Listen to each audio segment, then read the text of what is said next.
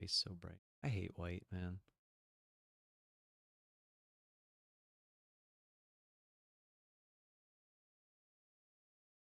Like, how do they not have a dark design?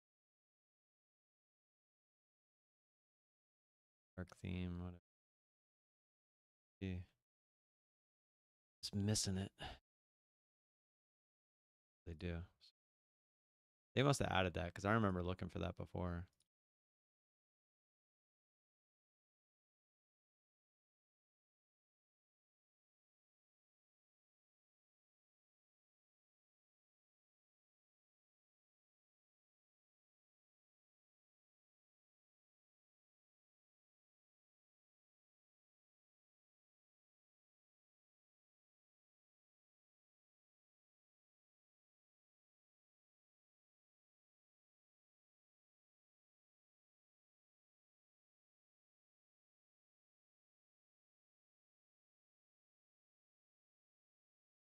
Reason it's not showing my last order on here.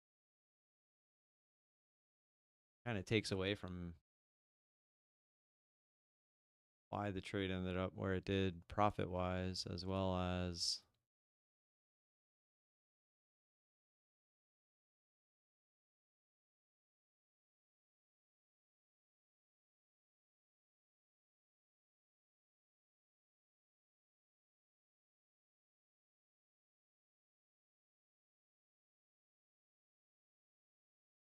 why it would just not show. You can clearly see. Wait, what? That's not right either. It's not showing. It was actually 3-3, and then I took off 3, and then I took off 1 here, and then I took off the last 2 up there. Why that wouldn't show?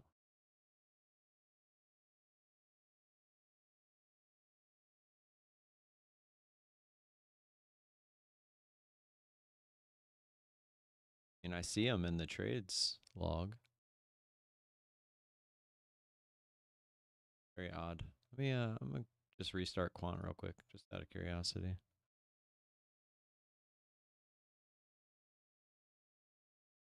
What's up, Rollies Gonzalez? Or am I not seeing the other messages in the chat? Nope, you might be the only one in here, and I literally just went live. And my stream, as of right now, is not super popular.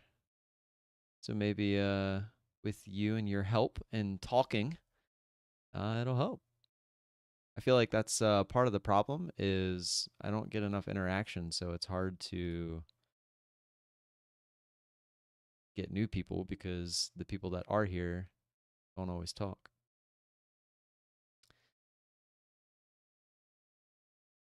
See if that fixed it. No, still not showing it. It's kind of annoying because I know like this actually makes it look like it was a great trade when in reality, I mean, it still was a great trade because I cut it, but I cut it here. I still had 2 contracts left that I cut. But for some reason, it's not showing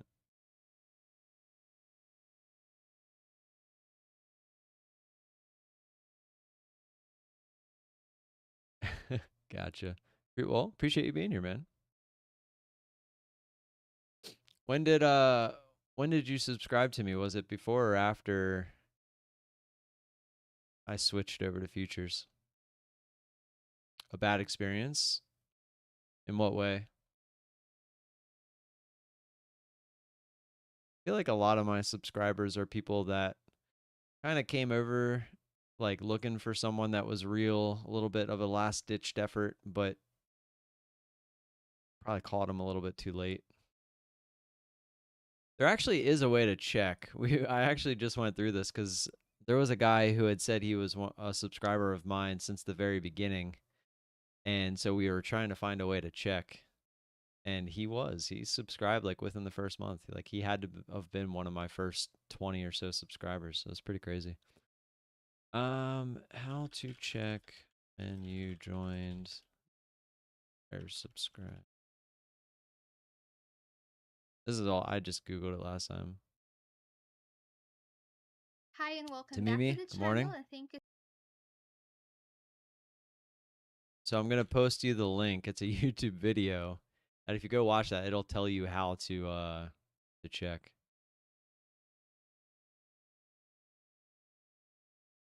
While you're doing that, I am actually going to try to get rid of that heart because I hate seeing it.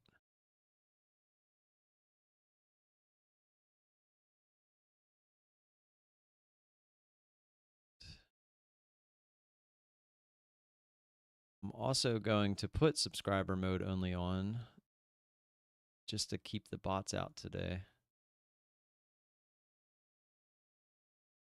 Really feel like dealing with any bots. All right. I'm a little annoyed because this trade, like I said, it makes it look better than it actually was, one. And two, it kind of takes away from me showing that I made a great cut. I cut it here and then look at what it's done since. Granted, there was plenty of opportunity to probably work your way out of it, but that's not the point.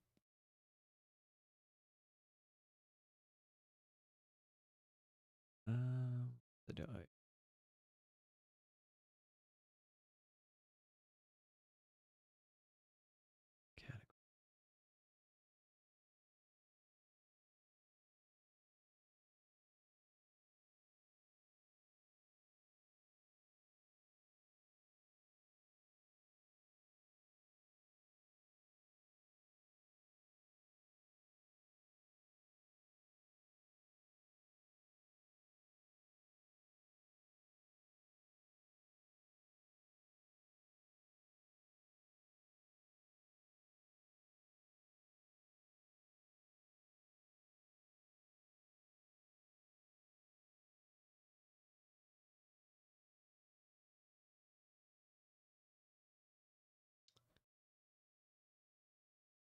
Just following and have alerts on? How's that even possible? You have to be subscribed or you wouldn't have been able to talk just now.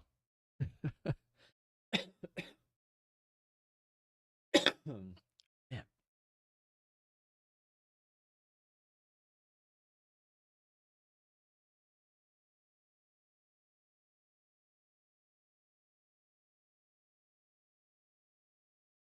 Yeah. YouTube is it's yeah, you subscribe to the channel. You can join to help support the channel. There's like a little join button, but to subscribe, yeah, YouTube's free. You can subscribe to any channel. It's not like Twitch where if you subscribe you got to pay.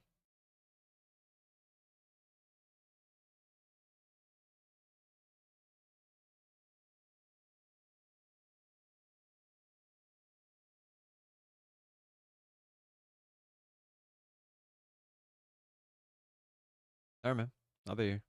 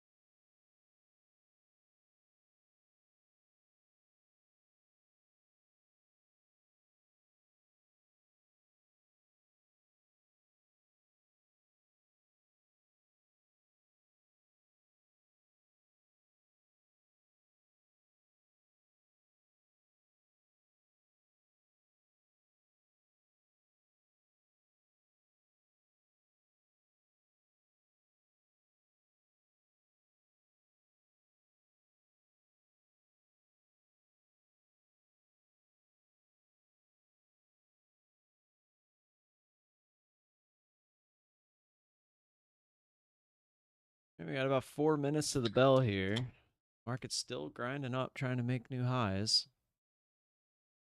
You want to also hear something funny real quick? This trade when I got into it, I didn't have this line on. I had taken it off to take a picture. Forget why last night. So annoyed that that's not. Anyways, but I traded this without knowing that that line was there. I actually drew this line afterwards, but came up, retested it. I drew it because I was just looking. It just became a key area to me. Really become one, and the other lines there anyway. But it's just crazy. Afterwards, I was like, I was literally going like this, like trying to find where the red to green would be today, and I was like, oh crap, I forgot I took it off. So I went like this and put it back on, and I mean, look at that. That's crazy. It looks like I traded it because it felt like it was getting resistance here. So I jumped in. It didn't. It went above, got the add. But as it was coming down, it felt like it was finding support. So I took some off.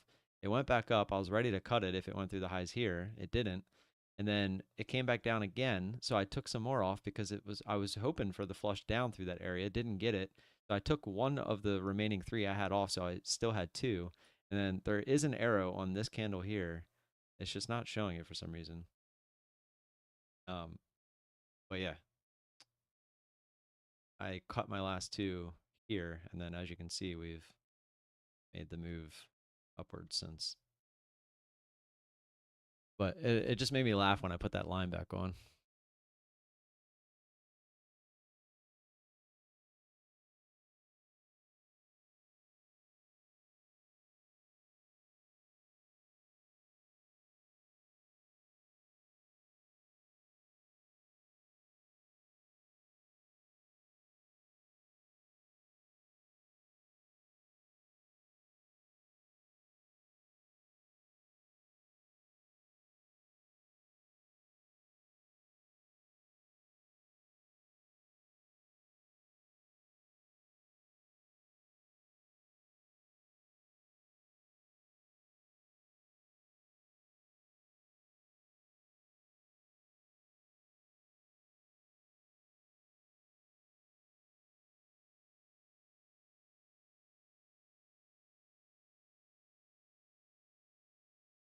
July 13th, 2019. Oh, you've been subscribed for a long ass time. You're like one of the OGs as well.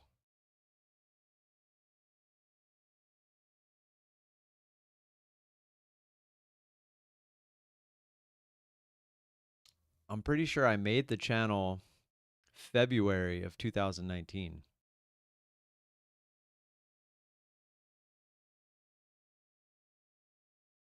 Crazy. Well, welcome, man. I'm sorry. I don't know if you participated a lot in the comment section and stuff back then, but if you did, I'm sorry, but I don't remember the name.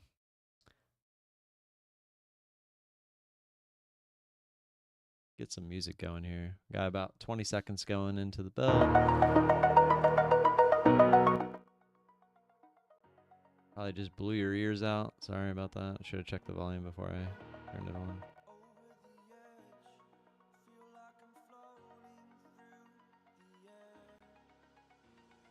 Like not letting me adjust the volume. All right, here comes the bell.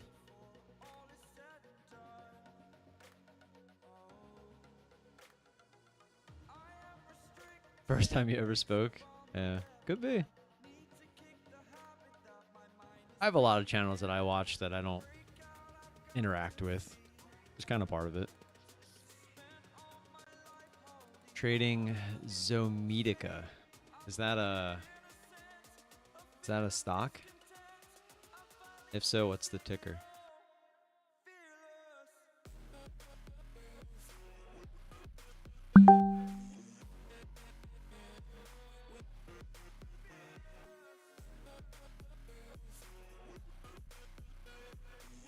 Looks like every single one of our November 10th options are going to expire worthless. Looks like the only one that's possibly a little sketch is Tesla. Where is it? So we have the 192.50. Now keep in mind, some of these I took because I was looking Wait, 192. They think that could get the 192.50 today? Ooh, that'd be a bad day for Tesla. Market's actually making a nice little dump here into the open. I was kind of expecting this. They kind of built it up all morning. Figured we get a little bit of sell-off.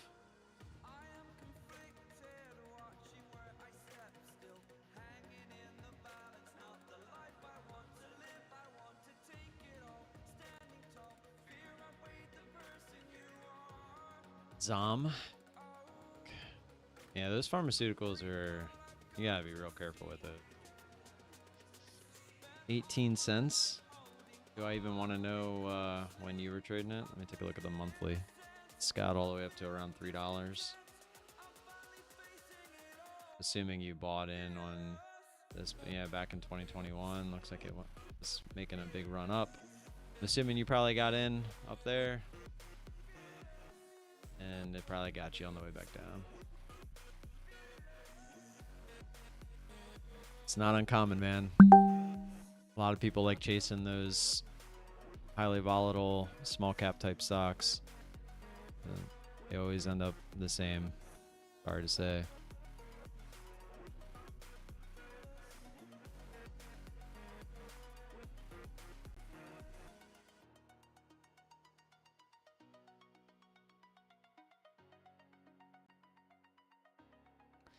Yeah.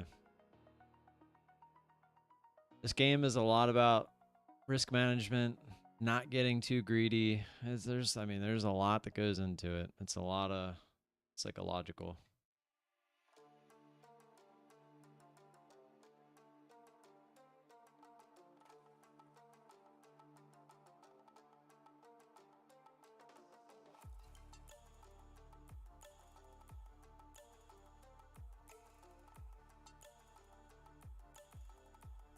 Kind of busy looking up something.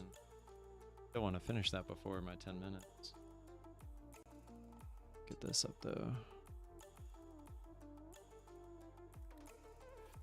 Early announcement of their Transforma device and it messed up everything. They released sales early and it was a very low sale.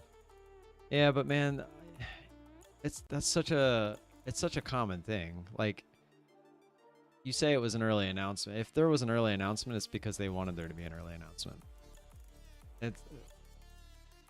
I don't want to say the market's like rigged, but they know what they're doing. They're doing stuff just like that to get people like you. I'm not saying like you as in you're, you suck at trading or anything, but they're looking for people that will come in and buy 20,000 shares to push this stock up, and then once it gets to where they want it, they're just gonna dump like the whole reason they did that is because they wanted to dump. Because if you look at that chart, it was up at go back. It was up at $3, $2.98 back in 2018. I don't know what month this is. Understand why it doesn't tell me. Let me just scroll over. Looks like it was May of 2018. May of 2018, and it went all the way down to 6 cents. So in their best interest, if they're like, oh shit, we're gonna go bankrupt, like, well, hey, let's make one last little buck off this. They start releasing PR. There's an early announcement, like all this crap. The stock goes all the way back up, and once it gets up to where they're happy, all right, well, there goes all their stock. It's just, it's common practice, and it's kind of sad. Why does yours look so different than mine? What do you mean? Now look at my chart. Your candle's different size. Well, what do you have it on? Oh, I just drag the price scale sometimes to fit the screen how I like it. That's all. So if you just drag the price scale, like, does yours look more like this? Yeah. Even still. Yeah.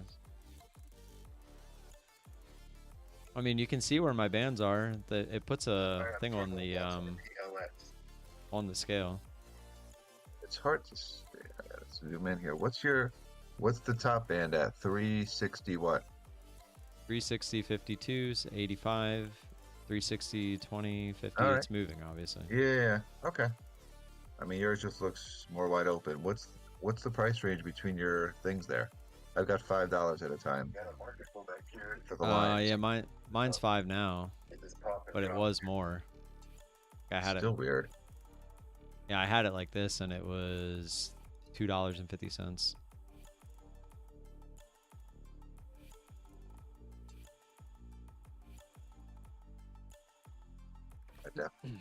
Something's definitely different.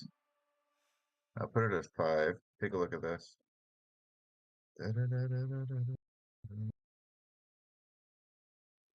Sure, you keep the webcam on. Is it on? No, you're not streaming. I was just being funny.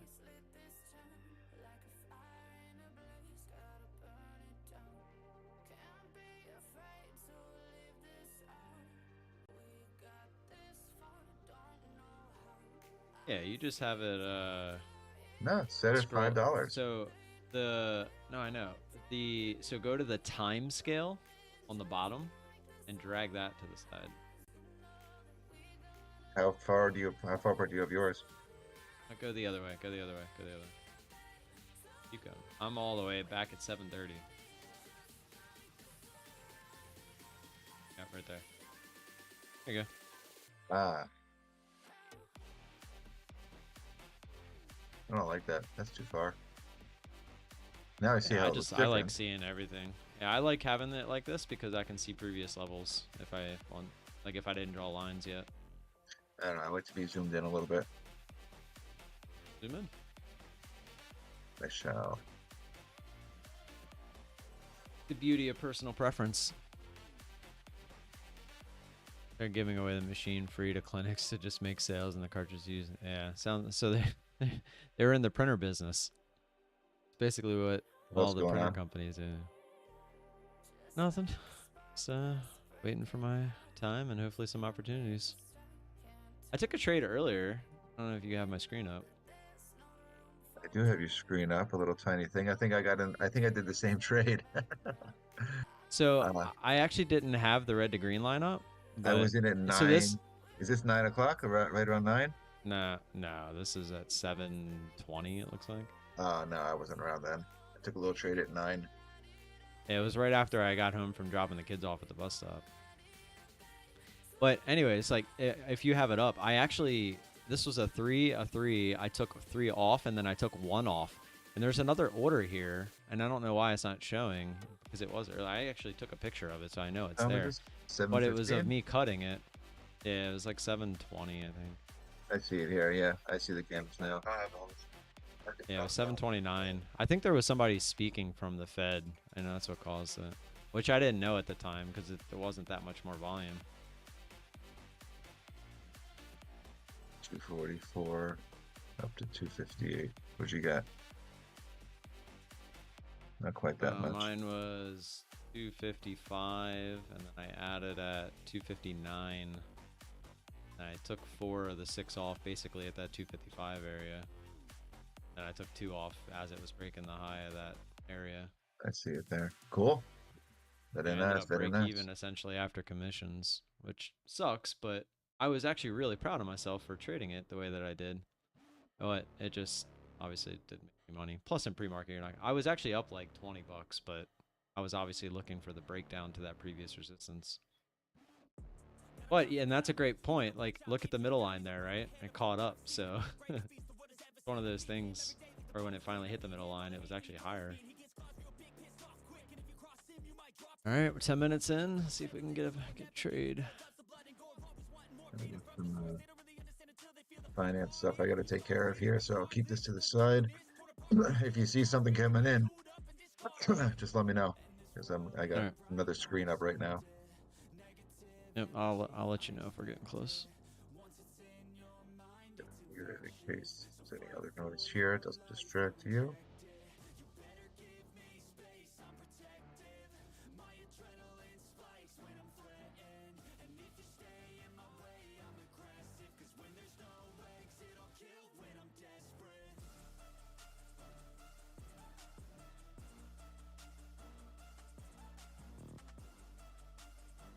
I mean, we're kind of getting somewhat close. We just need a big candle. blow-off type candle. We're kind of just grinding at the moment.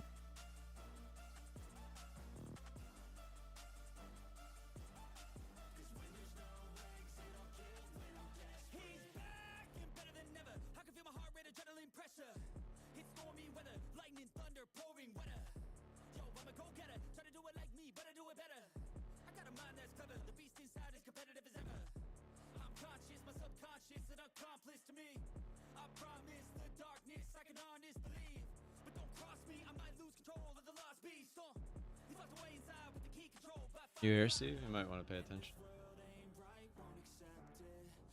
Getting close. Yeah, I'm here. What we got here? What's the SPY doing? Look at the SPY.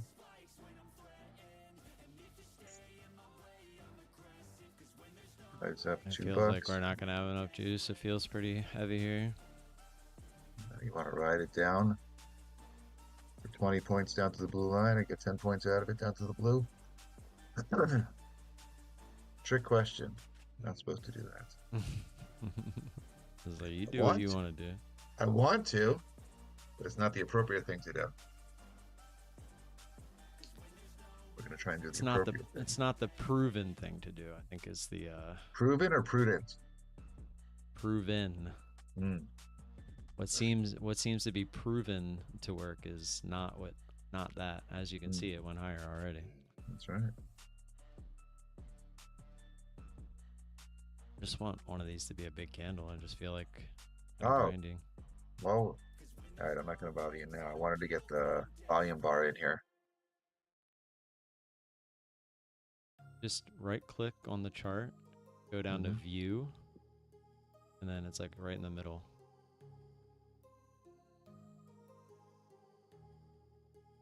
There it is. Okay. Oh, look at that. And there it is.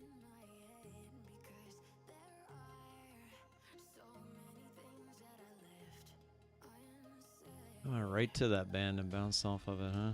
It did. Alright. I wouldn't have wanted that anyway, because, I mean, look at all the previous candles. I mean, they're literally all the same size. Yeah. Yeah, why would you think this one is the one that turns? Exactly. I mean, it was the closest to the bands, but it's still not a reason to get in. Yeah. I always have to remind myself the band is an indicator. You could dip your toe in there with 1 or 2 contracts, but certainly not full size. Yeah, but even then you're going to be annoyed at yourself when it goes higher. Yeah. Then you got to wait for it to come lower. Why am I in that? Yeah. Yeah, the risk, the reward there isn't worth it. Unless that's the one. Yeah, but even so, then you only have 1 contract, so... I'm just saying if it rips against you at that point, now you're dealing with that 1 contract, and if it works, you're making minimal profit with it. Yeah. So just from an emotional side of things, it's just not worth it. And it didn't work. I mean, it went down. Okay, see, there you go. That was a nice little pop there.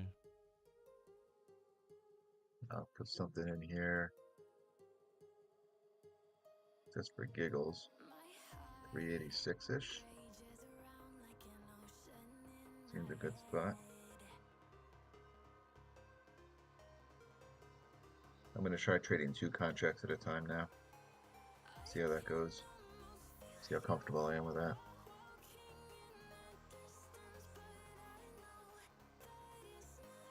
I didn't get filled. I tried to get in there. How did you? Where'd you try? I hit the ask. Where, 83, 82? It was like 82. I feel like 82 is going to come up again. I was at 86. Oh, motherfucker. I probably would have been out right here.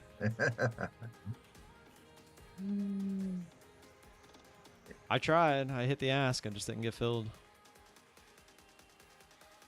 I mean, I would have been looking for these previous candles at 70, but I probably would have front ran it, so I would have been at like 72, which it looks like it didn't even get to. It would have bounced off my order. 72, no, 73 was as low as it went. I know. So I'm looking where I would have put it. It's coming. Yeah, you would have gotten it. There you go, right there. Right there. 10 points. Frustrating, yeah. 'Tis what it is. That was $60 right there. That sucks. That was definitely the move I was looking for. I mean, I tried to get in. I can't say I didn't hit the button. Just didn't get filled.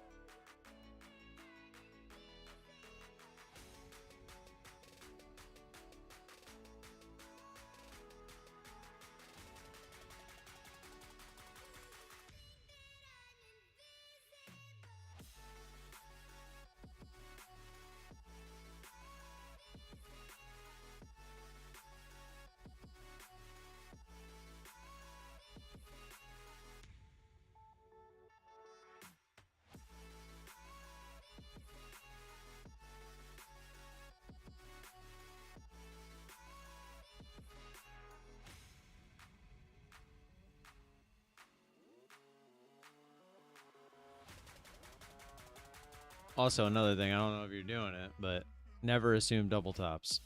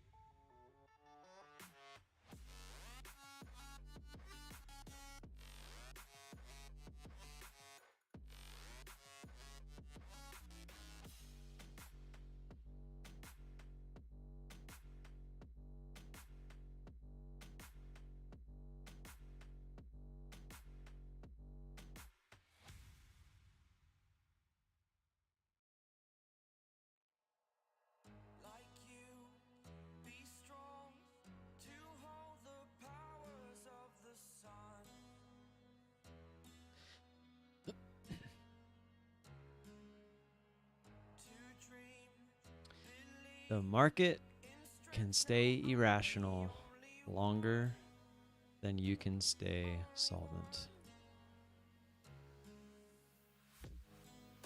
Don't ever forget it.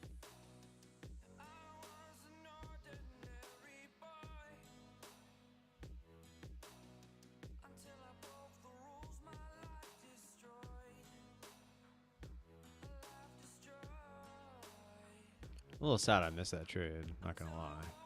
I didn't miss it. I mean, I did miss it, but I tried. It's not like I missed it as in I didn't try. Frustrating we didn't get the fill.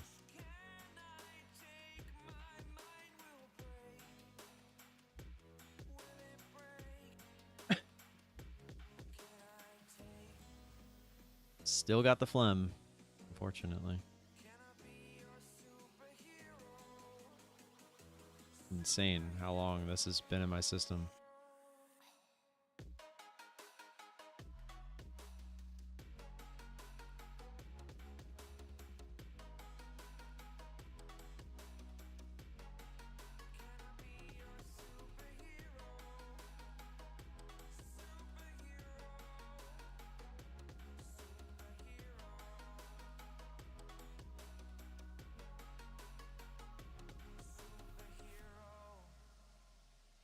Must be nice, like having your YouTube channel kind of self-sustained, like having an editor, someone who makes thumbnails, like all that stuff. It would make life so much easier. Trying to do all that yourself while trying to actually make the career work, as well as a family, wife, kids, sports, your own hobbies if you have any.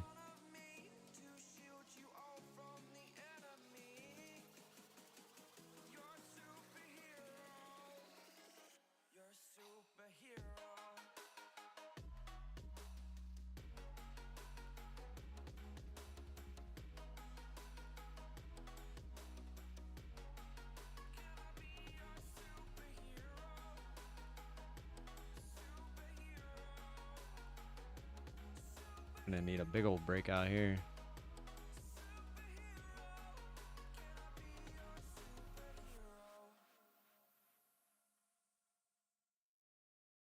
But the odds are, if we do get a little bit of a breakout, it'll probably go to like 395, maybe 400, and then pull back and retest this area.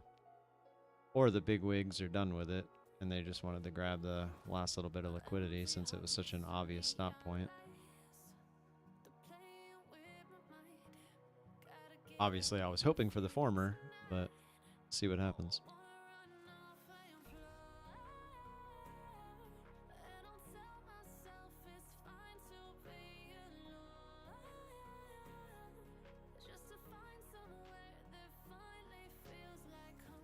It says we're on day 6 for that other eval, so I don't know if like when it clicks over to day 7 or if day 7 has to be completed. So I don't know. We'll see.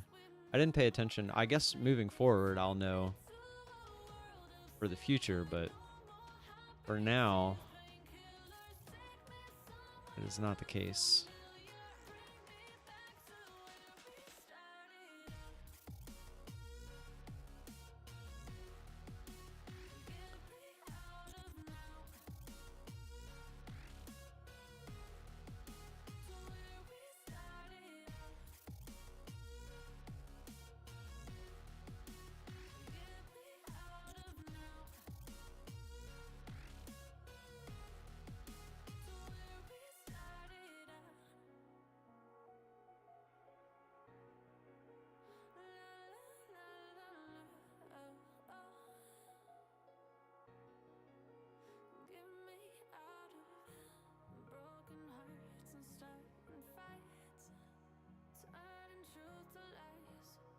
There's some news today, I think, that said it was supposed to be red. Yeah, what is this?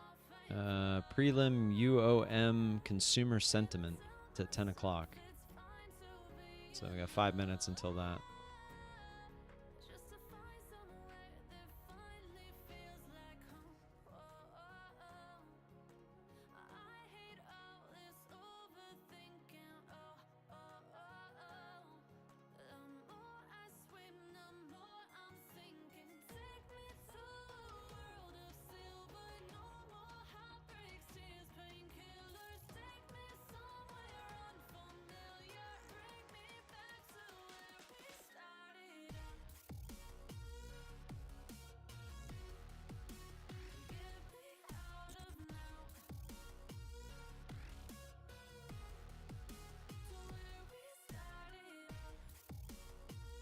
The SPY, yeah, I guess it's about the same. Actually, yeah, it says 0.47. We're at 0.85 on the NQ.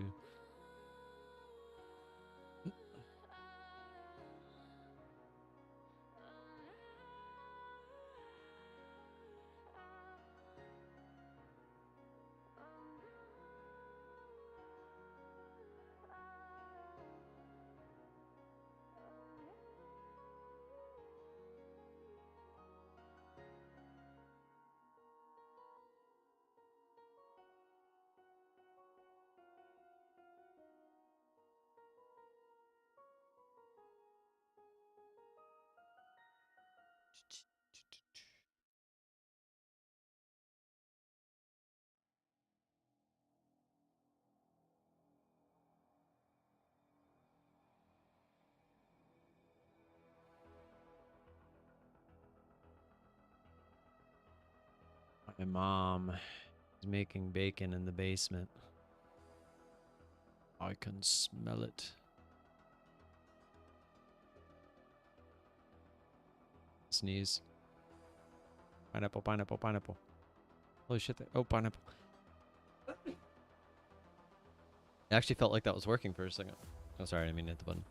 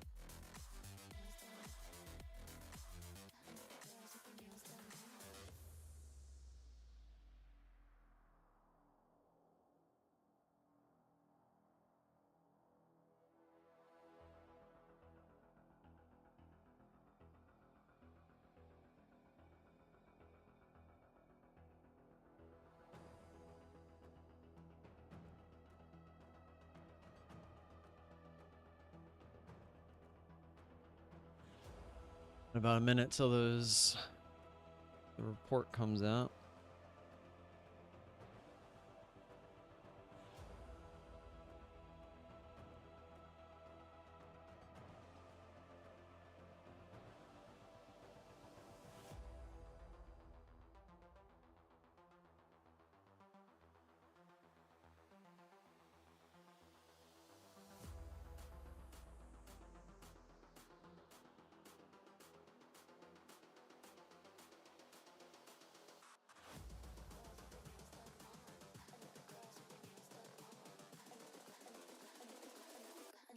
With their nails done now.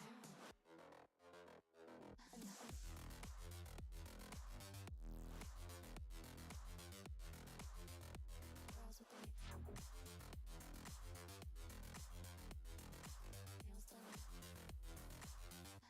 Girls with their nails done.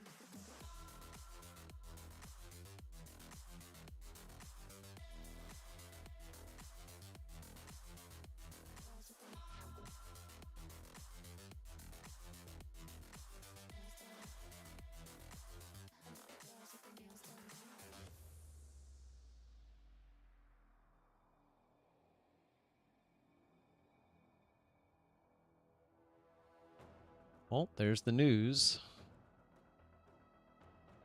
This is news, Steve, if you're watching.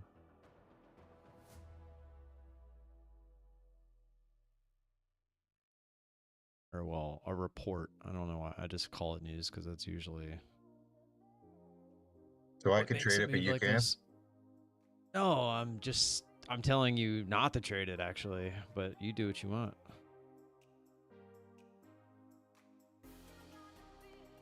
It went down there. Would have been a good long, obviously.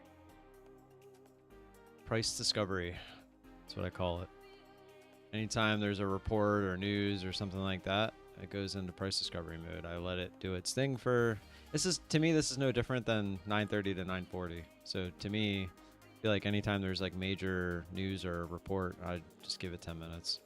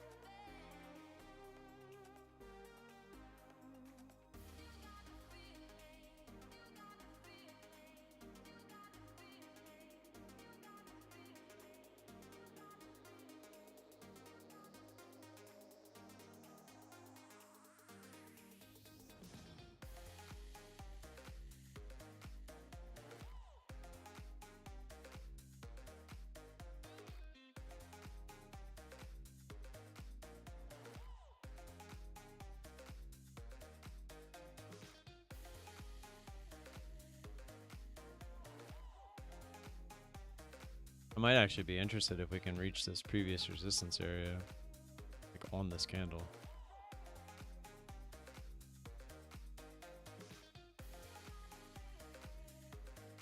Or this candle with no pullback. Look at this. Pullback. No pullback. No pullback. No pullback. No. No.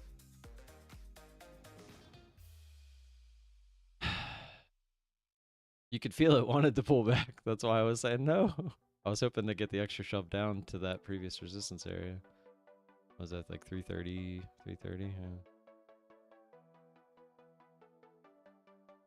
I just, when it, like I said, with these reports and stuff, man, these are, especially because this is still part of the overall reversal on the macro scale. Like if you scroll out from the pre-market and stuff, like we're still up quite a bit. So this could just be the start of a down move. You don't want to start that shit too early, especially on a report or news, because it could easily just keep going. I got in 344. Let's see what happens. Just now or the one before? No, just now. It's probably a mistake. Nope, what did I just tell you about never assuming the double bottom or double top? Okay. Just got out.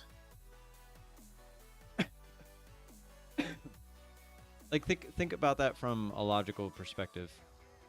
It came down, right? Goes all the way back up and then comes all the way back down like instantly. What is that probably a sign of? That means it's going to go much farther up now. Yeah. That's my point. That's why. What did I take on there? I don't even know what I took on there. Let's see. Trades. I'm actually interested here if we can get to that 330. 346. Nope. Damn it, man. It keeps going right back to that previous candle. Literally 2.5 points on there. But quick in and out. There's nothing wrong with those. You just gotta. I just think I would have been more happy if you hit it on that first candle. I tried. I tried on the first candle, and I left the order out there. It came back on the second candle. Oh, you left it out. Gotcha. Like, look, it just did the exact same thing. Went all the way back up, and now it's coming all the way back down. So that means it's going to go back up now.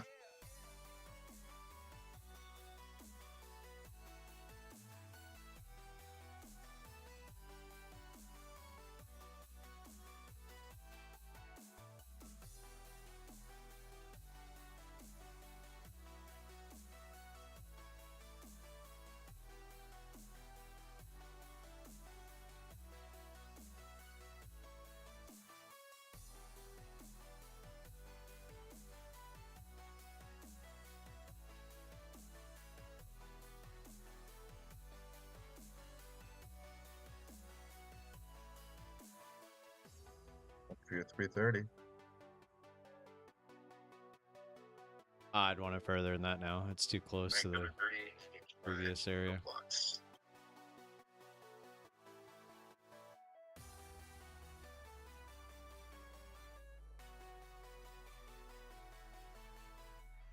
I think now I'd want to see at least, what is this, like 322? It has to just be a big candle away from the previous candles. I feel like the only time we got that was that first move that you did end up getting in. No. No. Now we're gonna be waiting. Sons of a bitch. Yeah, I'd rather not deal with the craziness, personally.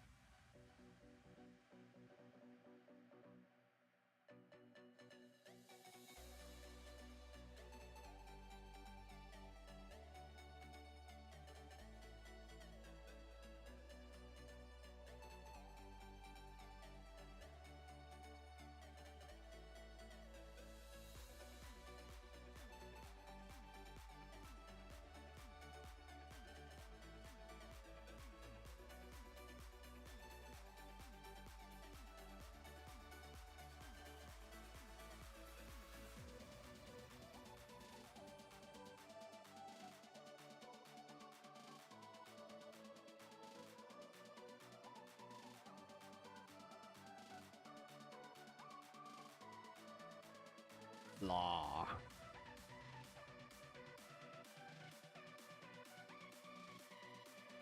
Could have had 2 trades, I guess, but they weren't my favorites. You can reset your Apex account infinitely.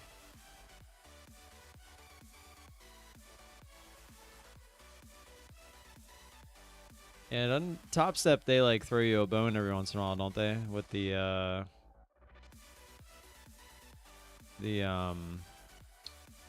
free resets. I don't know exactly how they work. From what I've seen in videos though, it's like they have like random times that if you're around and you do it, you can reset for free.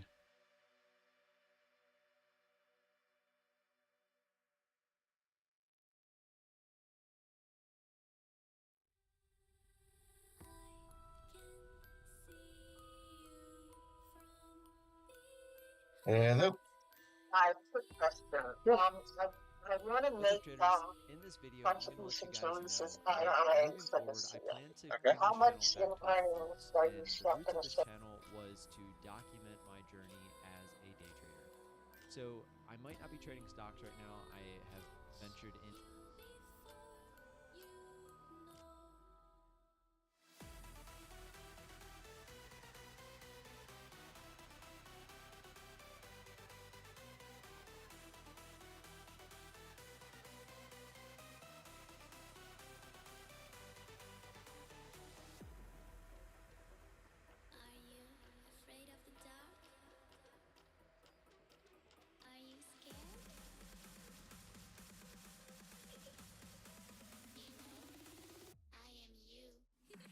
Donation integration that makes your fish tank light go nuts.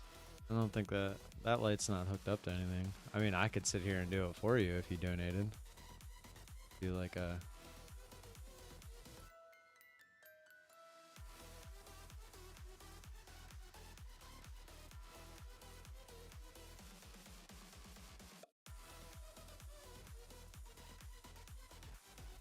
I kind of ruined that. I could have just told you it was hooked up. And then when you donated, I could have just did it.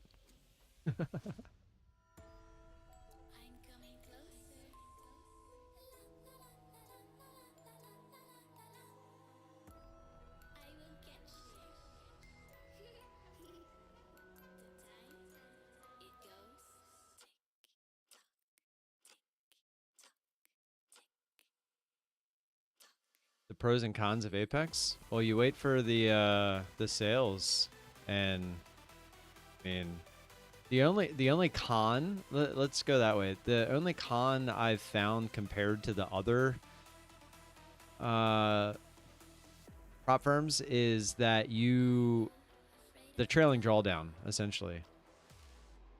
I think a lot of the other firms are going to like the end of day trailing drawdown, where Apex they're not doing that. But you can at the 90% off sales, you can literally get an Apex eval for $16.70. And then when you get to the funded, you can fund it for $85. So you're $102 all in. Trading a 50K account. That's a 50K account. You can do it even cheaper with the 25K account. Or you can go just a little bit higher and get like a 150K account. And I mean, for that little bit amount of money, they're giving you the opportunity by the next payout period to cash out $2,000 if you can get there within their rules. I'd say all the prop firms are pretty similar with most of the stuff. But I mean, Apex is just going out of their way to acquire as many people as possible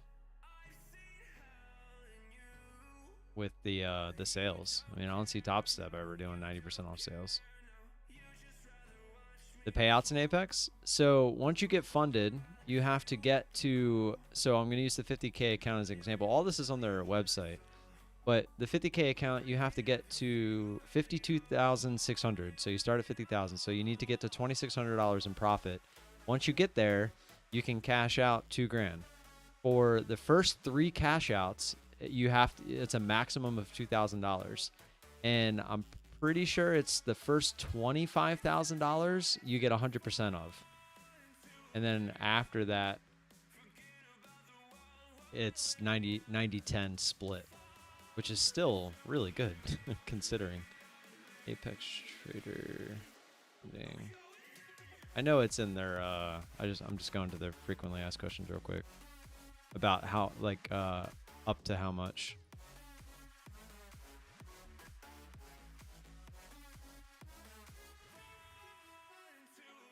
Yeah, so it's the first, so you're entitled to 100% of the first 25,000 and then 90% of the profit after that. And then, so there's 2 payouts each month. The 1st through the 5th, you can request one, and then the 15th through the 20th.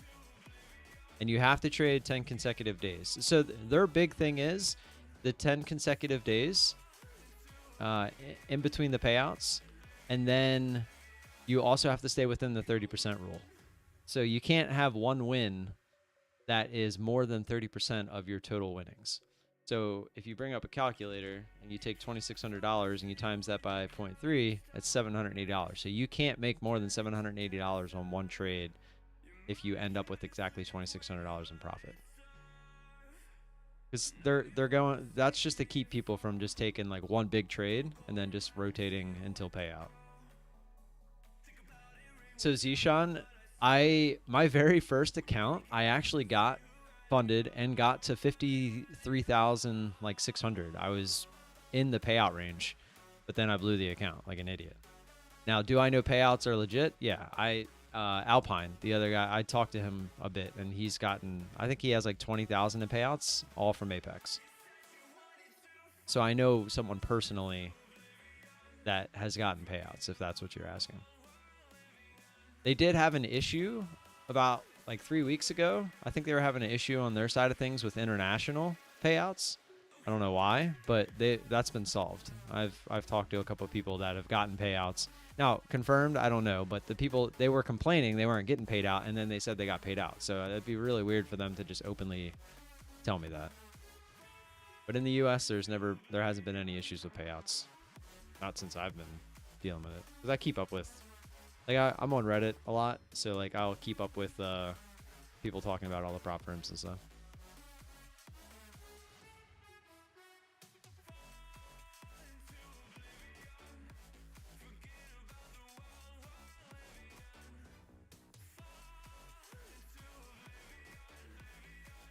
I mean, it's a lot cheaper, and there's really no reason not to. I mean, let me ask you a question. From what you know, what does Top Step offer that Apex doesn't for cheaper? Plus, I know Top Step has like that max loss on the account, even the evals. So the evals, you essentially can't really YOLO them, because if you hit that, I think it's $1,000 in the 50Ks, you're done for the day. So it's like if you're being a little bit more risky on the evals, just trying to pass them, then that sucks. Yeah, Froggo, definitely. Yeah, I think Black Friday is what I would wait for. I'm hopefully going to have 3 funded accounts by Black Friday, and then I'm going to look to add 2 more. My goal is to get 5 and just copy trade them, and then just slowly make $2 grand a month per account, and just cash out at the end of each month. And that's 10 grand a month if I can make it happen. Definitely not going to be complaining about that. That's the goal.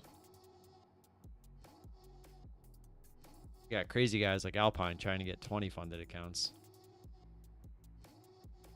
But he's taken the more risky approach. Like, he trades big size. Like, he's trading the NQ. Like, he'll start with 1 contract, but he has no problem getting in multiple contracts, and he scalps like crazy scalps. Like, at any point, like he'll trade this stuff.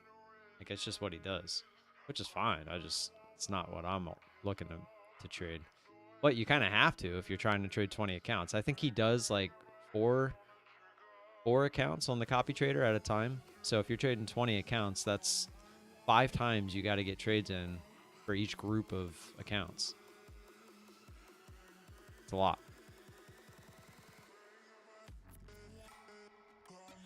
Yeah, Jason, in theory, I mean, it makes total sense. Zishan, it's just Alpine Trader, I think. Pretty sure it's just that. I don't know if it's Alpine Trades or Alpine Trader. I always forget that part. Yeah, it's Trader, Alpine Trader. He's got glasses and a black hat in his avatar.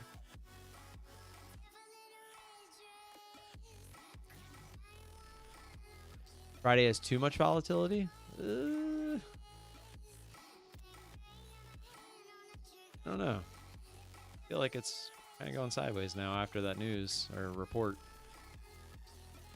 I feel like I could have got a trade here. I didn't. I hit the button, didn't get filled. So I tried to get that trade. Would have worked out perfectly. And then here, when this moved down, was it this one? I think it was this one. I was just looking for it to get a little bit lower. I didn't even try to get this one. I was just looking for it to get lower. Could I have traded it still? Yeah, obviously it worked out, but just looking for a bigger candle. I mean, because if you look at this candle and then this candle, it's that candle's smaller than this one. And I never want to get in on a candle that's not the biggest candle. That's kind of why I was hesitant here, because look at all these candles on the way up. Yeah, it caught up to the ATR bands, but it doesn't mean that it's not just grinding. And this candle was maybe a smidge bigger, but not that much. So I was really looking for like that blow off candle, and we just never got it. But the ATR is starting to die down here, so we'll see what happens.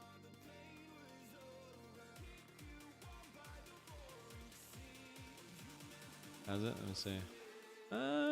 Yeah, I see it.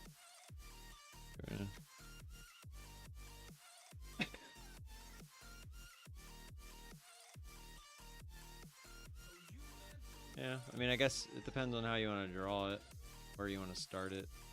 Start it here, it's pretty good.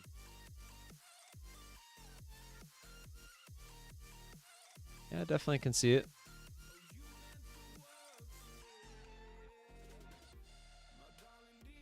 I'm a little confused, honestly, like what the market's doing as a whole. Like, how are we still moving up? I mean, we're getting pretty close to that area too. I have it marked. Like if we scroll out, let's go to the daily real quick. See what I'm talking about. It's just okay.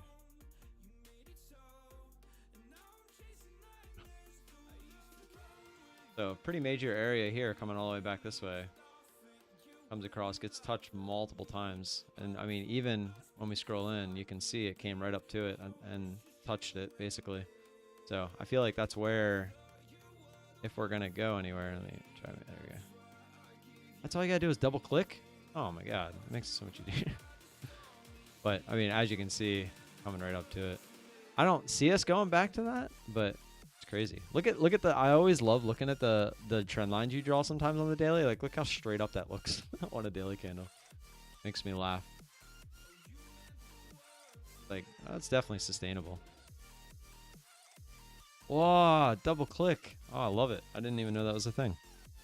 I've actually been gaining knowledge on how, like, because I want to start making some how-to type videos. See how those work. A quick scalp to bounce off of that trend line. Nice. Well, let's right back to it. I see I was already subbed to him, but I only watch you and GDT and Humble Trader. That Humble Trader, man. He definitely took advantage of her situation. This is Quantower. It's very similar to using TradingView, the charts from TradingView. I mean, it's like exactly the same. They just made their own version of it. I think Top Step actually just came out with like what's it called? Top Step X, where it looks like a complete knockoff of TradingView. Oh, I'm trying to break through that trend line. Let me get my.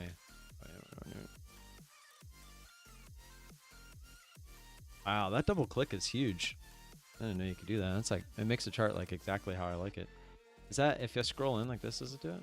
Oh, so it does it based off of your current size candles. You gotta figure that out first, and then it'll do it based off of that. This is a nice move down. Break of that trend line.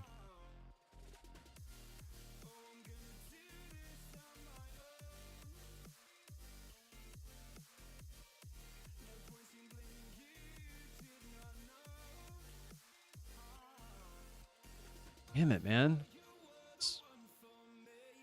That's what I would have been looking for right here. That's exactly where I would have been looking to take profit, but I wanted more of a shove. Hope you didn't get in for that bounce off the trend line.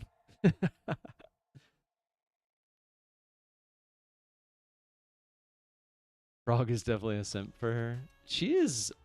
You know how they always talk about Asian women and how old they actually are? I bet you she's one of them. She looks like she's actually pretty old. Have you ever seen the videos where she like it was like a day in the life?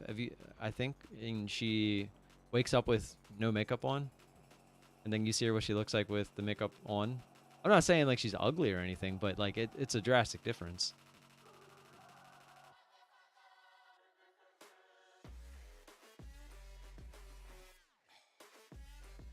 I used to have an argument with David all the time about why Humble Trader miraculously went from like 5,000 subs when I first saw her to 1 million subs in what, like a year and a half. It was definitely because of her content. Late 30s. But see, Zishan, you are proving my point to what I was trying to tell David. Being a woman in a very male-dominated industry, you're just naturally going to get more attention. I mean, it's just how it is. Especially when you can sit there and stare on the other side of the screen.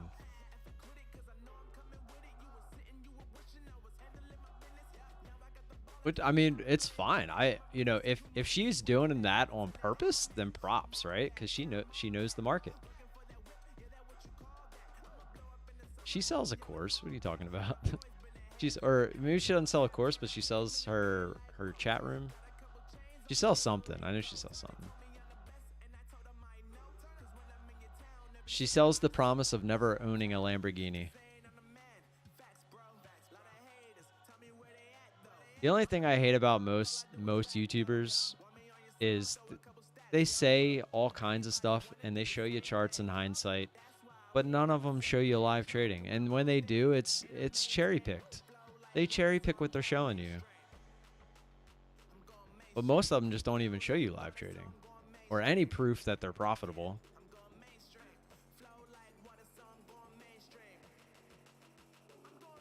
Even the ones that show proof aren't showing you all the proof, if that makes sense. They're just, again, they're cherry picking. That was the whole reason I started my channel. When I first started trading, I was like, you know what? If I can make this work and actually start making money, etc., I want to show people that I did it legit. Like, I'm not hiding anything. And I've literally done that since the end of 2018 or beginning of 2019. I started trading the end of 2018, but since the beginning of 2019, when I started this channel in February, I have shown everything. Literally everything. Like, if I eventually make this shit work, like, there's going to be no doubt that I'm legit. That was the whole point of it. Which I just released a video essentially saying that same thing. Like, it's so funny that we actually got on the subject. Not that starting. Well, no one wants to sell when you first start, but when the market gets tough and you have an audience, you're like, well, let me see if I can make some money that way. And there's nothing wrong with it. There's nothing wrong with selling a course. To me, it's no different than hiring a personal trainer, hiring a coach, hiring a tutor.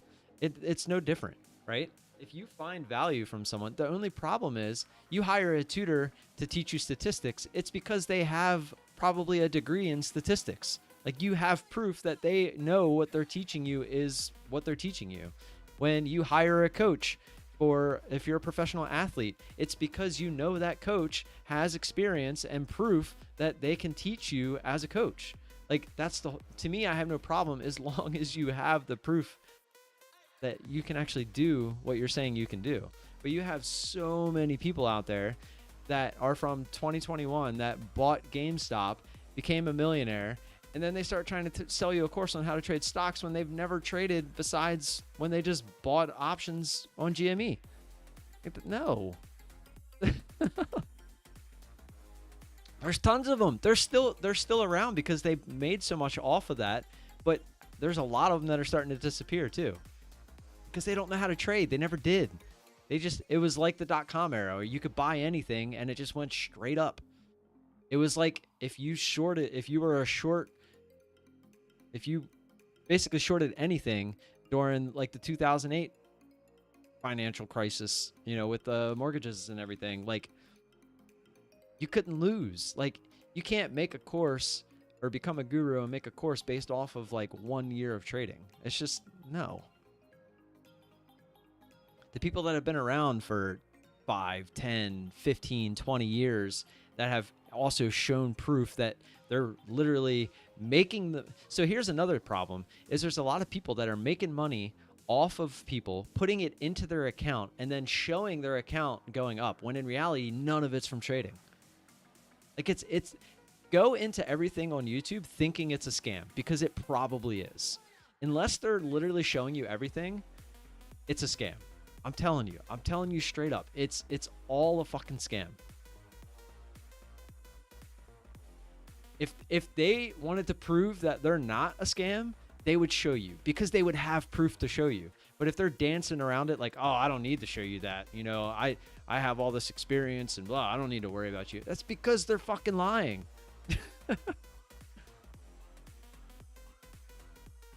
Wrong boat. How many I've blown? Well, yeah, you can see it. You can ask. I just don't do it because I try to keep minimal stuff on the screen. But well, you can. No, you can't see it on here either, I guess. Or can you see it down here? Nope, can't see that either. I'm not hiding it on purpose. The eval that I'm on now, when I click on it, I guess you can see it. It says 25. But I've openly admitted that like 10 of those I was literally straight gambling. Probably more than that. It was probably more like 11 or 12. And the other ones that weren't the ones I was gambling, I was still finding like that sweet spot for how to trade them. Because I'm only, what, 2 months in to futures? And I feel like I'm just now finding like where I want to be with it. So to go through some $17 accounts to figure that out, that is one thing that they all say is like tuition. Like putting your hard-earned money in and learning, that's the best way to learn. And any of the shit that most of them are trying to teach you is free on YouTube somewhere or on the internet somewhere if you like to read instead of watch.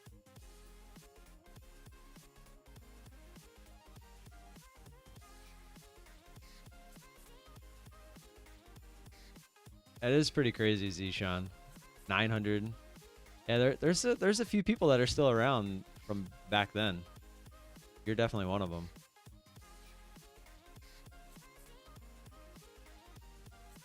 The problem is a lot of my subscribers are the 90%.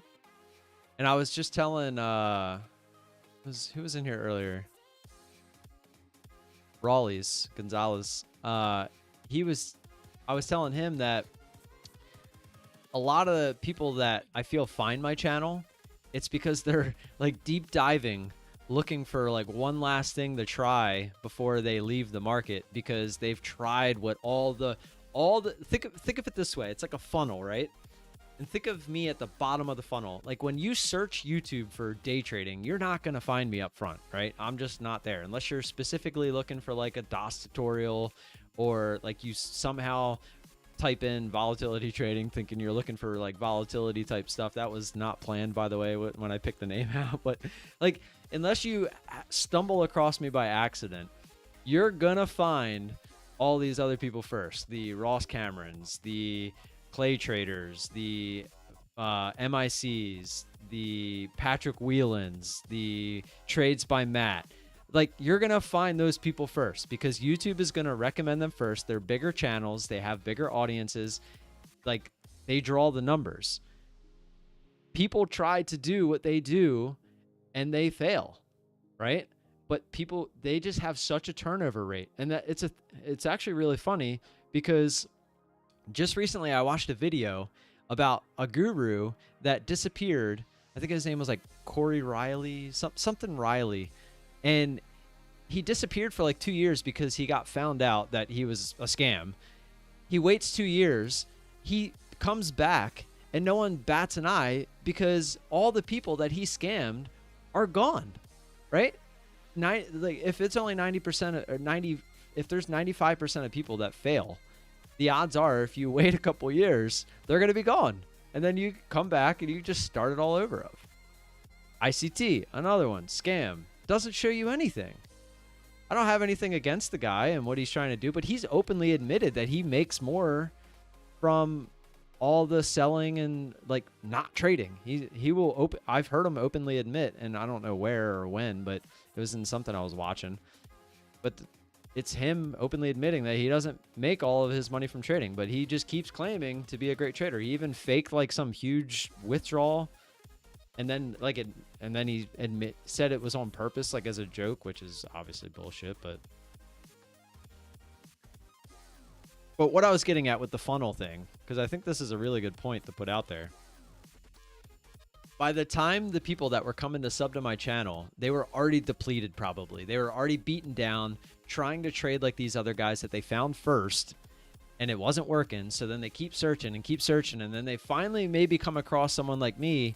But at that point, they're probably just too far gone, right? Like they started with a $5,000 account, like they all say you can do, and then now they're down to like $500 or $1,000. And it's like by the time you watch what I'm doing, which is a little bit more safe, a little bit more conservative, it's not really though. But if you keep a max loss in there, it's a high win rate, right? So it's a lot of things that if you could have found first, you could have learned and how to like hone in on that skill of not taking bigger losses. Like even I have had that issue. And that's the thing is you've seen that over time. You've seen me take these big losses. I've tracked everything. I still have everything. And I'm not afraid to show it. That's the thing. If people would see that up front, they would know what to expect from these other guys. And when they don't show you those things, then you know, okay, something's going on. So yes, I have 12,000 subscribers, but I don't think any of them are still around. Well, I mean, besides the people that are here now, obviously. That's why I don't have 100, 200 people watching my stream. It's why I don't have thousands of views on my videos. It's just because no one is paying attention. And I'm not claiming to know what I'm doing. I'm just bringing you guys along for my journey. Trying to make a little bit of money on the side. You think GDT is a scam? Nah, GDT shows. I mean, he shows everything. The thing is, he has a job, an actual day job. So like, he doesn't always post, but that's because he's at a job. These other guys will purposefully not post. They'll pick and choose what to post. The thing that ticks me off a little bit about YouTube right now is I have other people that I see streaming. You know, they got 40, 50 people watching with like, and they only have like 1,000, 2,000 subscribers. And it's like, and I sometimes watch their stream and I'm like, what am I watching? You know? And it's like, why am I not getting that traffic? Jobs are dumb, man. That's why I don't ever want to go back to one.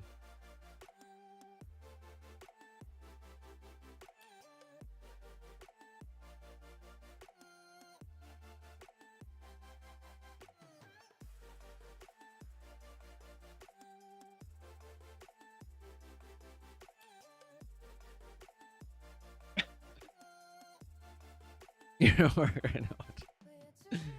It's the way to do it.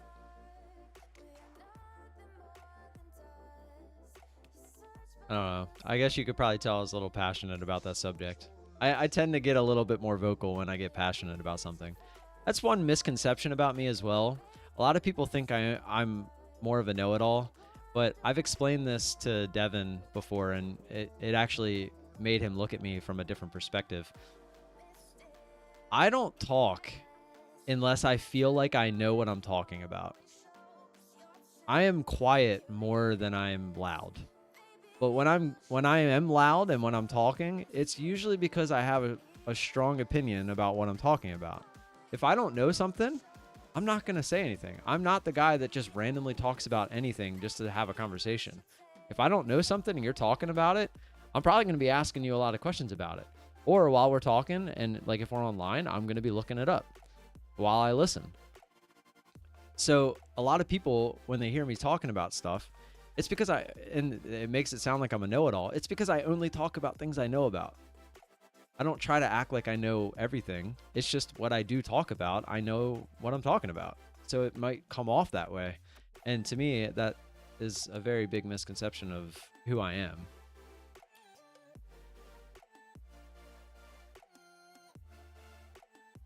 W2 traders? Oh, I got you. W2 as in you're at a job trading. Let's play that drinking game. I don't even. What was the drinking game? I don't even remember. You guys got me pretty drunk some of those Friday nights. My kids are older now though, so they stay up on Friday. I mean, I could bring those back, but the only problem is my office is right below my youngest son's room, and apparently my wife was trying to get him to bed once, and I was playing a video game, and I was only talking like this, but apparently these walls are kind of thin.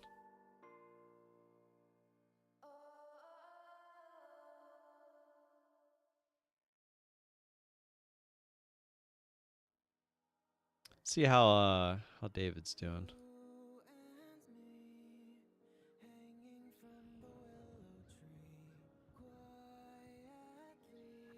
David's another guy too, man. Like he streams day in and day out. He doesn't ever he doesn't have a mic, he doesn't have a camera, but he streams his screen every single day. It says live day trading and the date, and he trades real money for a good amount of money, and no one watches him.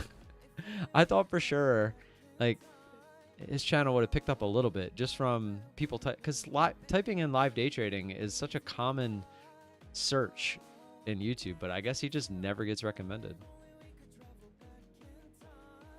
And that's kind of where I think I'm stuck. I think YouTube has me pegged as a like stock equities type trader.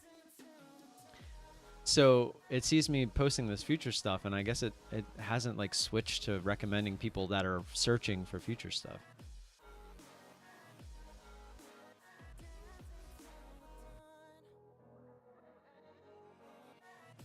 I want the old house back where someone was breaking in live. That's still on here somewhere. I've never deleted anything. I remember that. He just walks into the house. He's like, I don't even remember what he said, but he's like, wait, you're not, dude. If that happened now, they wouldn't like what they see.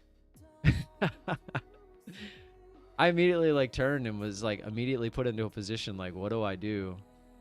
And then, but now, man, they're gonna have something pointing at them, and they're not gonna like it. That was so crazy. You just walk. Oh shit, you're not whoever they were looking for. This isn't your whoever the name was. His house. It's like, no, it's not. Thankfully, they were just drunk kids going home. It's funny. And then he's like, cool setup, man. Get the fuck out of my house. What do you think the professor guy on YouTube? He's a trader. He trades live with real money. The professor? I don't think I've ever heard of the professor. Professor live trading. Day trade professor? Is that the guy you're talking about? He looks Indian? Maybe? I don't want to like I don't want to sound bad there. I don't. Welcome everyone to my page. Here I go live every Tuesday and Friday, 8 p.m. He's definitely born in America. Unless he's just amazing with his speech. Not this dude. All right, who are you talking about then? I say he only goes live. It looks like 2 weeks ago, 1 month ago, 4 months ago. So that's must not be the guy. He's a white dude. Professor Live? No, the Professor Live, that's the basketball dude. That dude's sick at basketball, by the way, if you've never watched him. Can you find the YouTube channel and tell me what it is? He needs to set the tags in his channels for those main keywords, like live, day trading, and so on. I've done a lot of research on like how to try to grow on YouTube, and almost everyone says tags don't matter.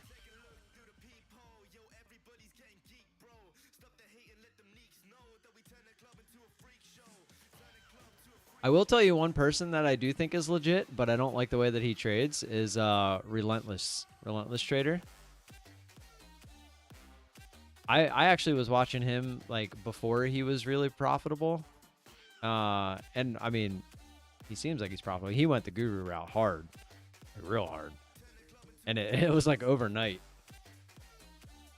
Watching this for a possible trade. I'd like to see it blast through this 364 area.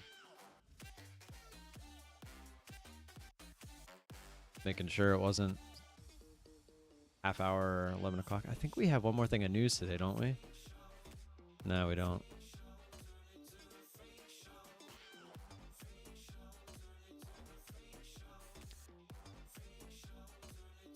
Yeah, Relentless is real. It's just you can't trade like he does unless you learn how to trade like he does and do it yourself. You just can't. It's not something that is not a way of trading for someone that doesn't know how to cut a trade off quick. I mean, that dude's in and out of trades ridiculously fast. Sometimes I get very confused by his fills too. Like, how did you get that fill? Because like he's hitting market orders and he's getting filled like higher, and I'm like, what? Mighty? I don't know who Mighty is.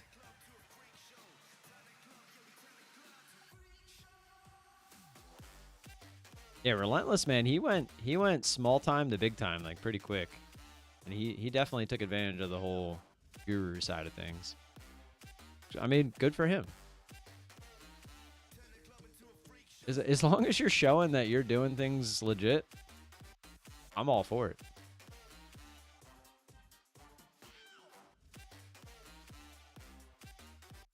Yeah, I just fear it's the wrong way. I mean, like, I don't know exactly how they do it, but I mean, you just get faked out so much. It would be hard for me because I would just always assume that I'm gonna get dumped on the way that they trade. And you literally have to hit the button with complete faith that you're not gonna get dumped on. It's crazy how they do that. I don't know. Yeah, I mean, TOS can be whatever they want it to be, I guess. You start dealing with those stocks that they're trading now. Hey, he's making it work. That's all that matters. Mighty, I don't know who Mighty is. I'm still waiting for the link for this professor guy. I'll type in Mighty. Let's see. Mighty Stocks? Is that the guy? What a week. I mean, I trade similar to them, just in the reverse. Like, when they're selling, that's when I'm selling.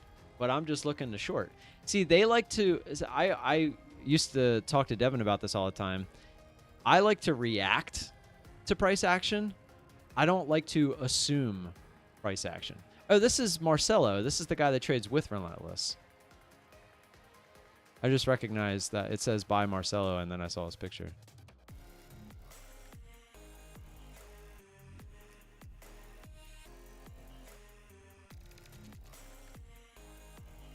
Yeah, see, he doesn't go live. He's got some crazy big numbers that he's posted. Yeah, I mean, again, this is a guy I'd have to look more into, because it looks like he could be either way.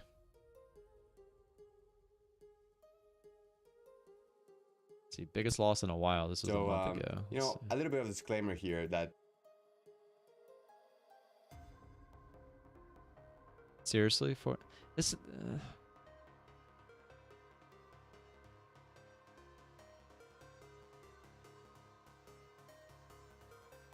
He's up like $1,500 on the day and took a $450 loss, and you're telling me that that's the kind of shit that bugs me. Clay Trader does that a lot. He'd be like, "Oh, big red today," and then it's like he takes a big red, but then he comes all the way back from like you could tell he's revenge trading, and because he trades bigger size and takes trades that he wouldn't normally take, gets all the way back to green, and he ends up like break even on the day.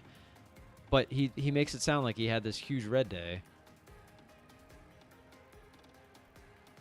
And I don't like at first, like when you look at their channel and you see gaps, right? It's like, well, why is there a gap? That's exactly what Clay Trader does. And then he'll post statements every once in a while, and you'll see where the gaps were. It was because he was red $7,000, red $9,000. Like, well, no wonder you didn't make a video that day.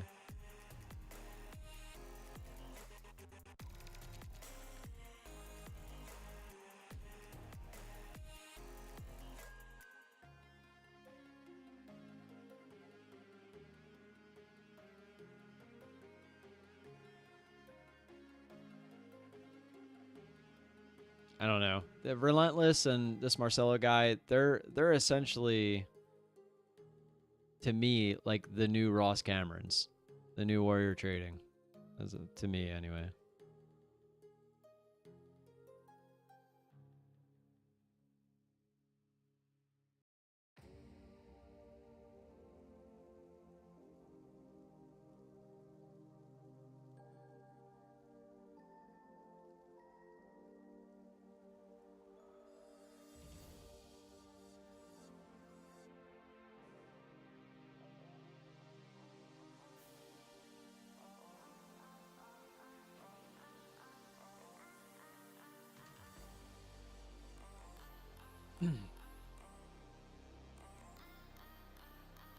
Yeah, but then how do you know he hasn't taken big losses? That's my whole point.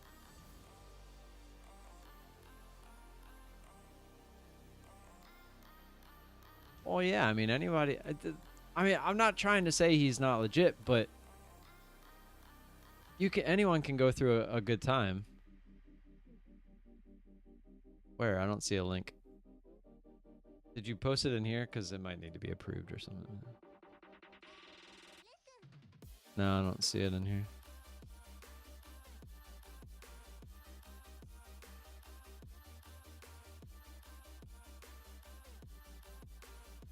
I'm not trying to say that he's not legit, but at the same time, like, how do you know he is? Just because you've been in there for 2 years doesn't mean anything. You could just be showing you what you want to see. I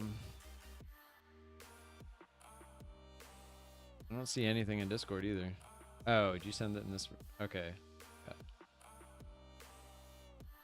Hey, good morning, everybody. This is the Professor with Day Trading for Success. It's Friday morning. We all. Professor makes 3,900 in 30 minutes giving detailed analysis of the RV strategy. It's the RV strategy. Oops. Hey, good morning, everybody. Hey, everybody. This is the Professor. See videos 3, 4, 5, 8, 10, 12, 2. He doesn't go, so he doesn't go live, he just makes videos.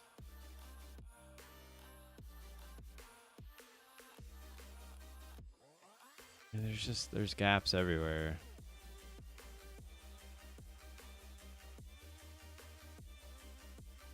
Hey, good morning, everybody. This is the. Also, what's behind his green screen? Turns around. Trading farmer? No, I don't know. Something, the vibes of this professor guy. I'm not getting very good vibes.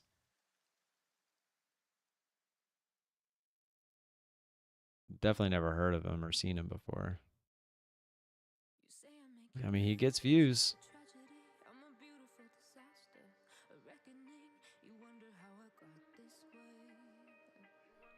Hey, good afternoon, everybody. Perfect 1 minute layout. What is all this crap on his chart? Holy. He's got so much up. It's crazy.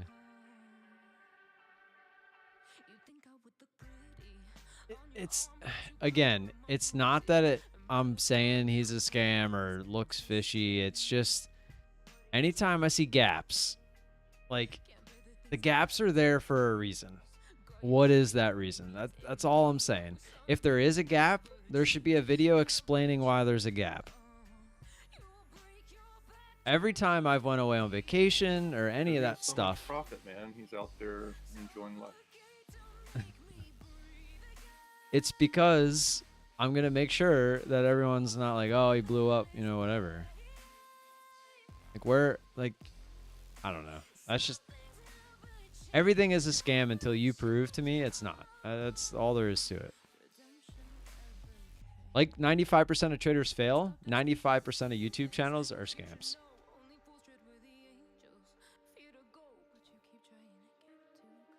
Like, so what is this? I'm still scrolling through his channel.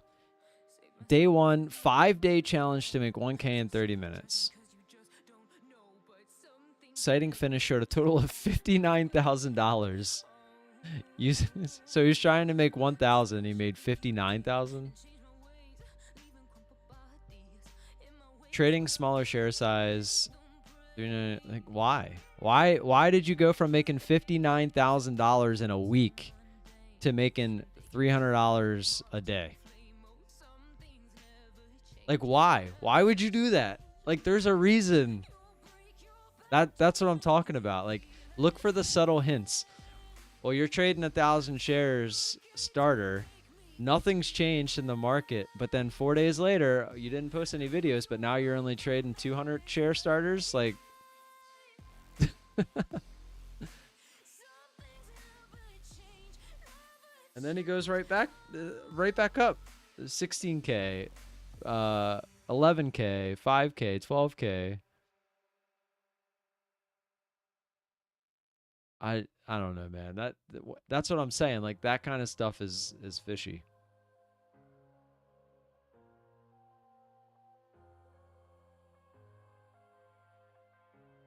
God, these thumbnails are so hard to look at. He That's puts just like to the worst show that background you can do it pictures. too, man.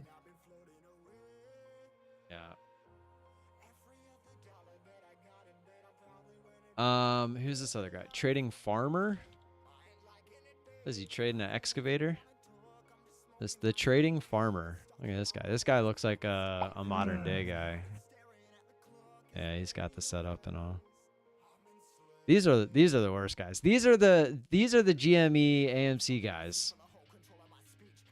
100%. Like, I bet before I even look at any of his videos, if I scroll to the end of his page, it'll be from what's 2023. It'll be from 2 years ago. Not even 1 year ago. He started this channel a year ago. He got into it because of the hype. And it's most of these channels are exactly that. Like he actually did he interview Relentless? He did. You know, for me, it wasn't more so laughing. That's funny. That was a year ago. Might get a trade here. Watching it. I probably want to see it go up through high day at this point. Actually, I'm gonna draw a line there. Bounced off the first high of day there. Oh. Oh. 11 o'clock. I hope there's not some kind of news or something. Steve.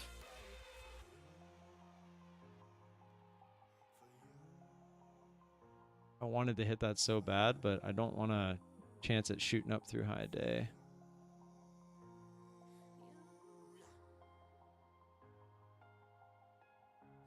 That was a nice candle too. Come on, give us that push. Come on, come on, come on, do it. Sucks now too, because even if it does like a little fake out breakout type thing, I can't really take that because I have to wait for that candle. Sticking true to myself. It's going to be days where the opportunities don't exactly hit you in the face. Definitely could have taken that one if I was thinking about taking it with smaller size. I just didn't, like I was telling Steve earlier, don't ever assume double tops, because if you get in there and then it shoots up through, you're immediately in a bad spot, because the odds are it's going to go up to a certain amount and then it's going to try to come down and retest that area and hold as support. And that's where your first entry is below that. So it immediately puts you in a bad spot. Now, if that would have went straight up through that current high and started to feel heavy, even if it was just by a little bit, I'd have a little bit more zealous. Is that even the word I was looking for? I'd have a little bit more ambition to get into a trade there.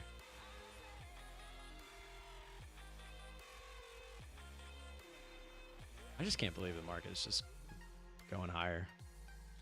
All those SPY puts are going to expire worthless today, that's for sure.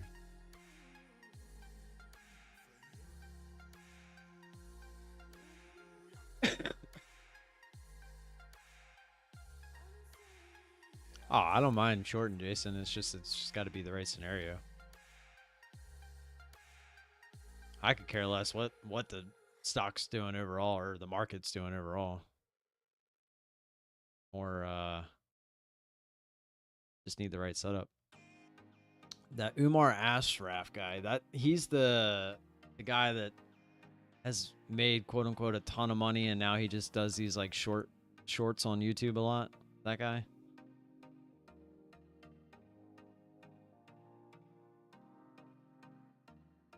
Interesting that didn't set the alert off. Yeah, see, that's just what I was talking about. It's kind of hard because if they are just liquidity grabbing, you can't really grab that. Yeah, see, it actually went off before it got back up there. So it's so quick. Unless you had an order out there, you're not getting filled up there.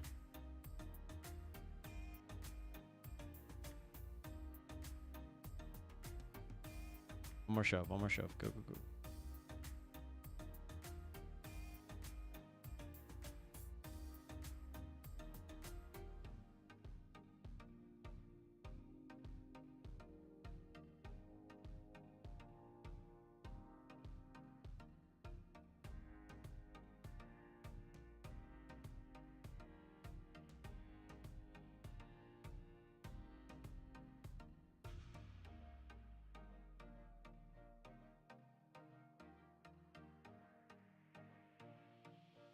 Yeah, I was hoping to get the pullback.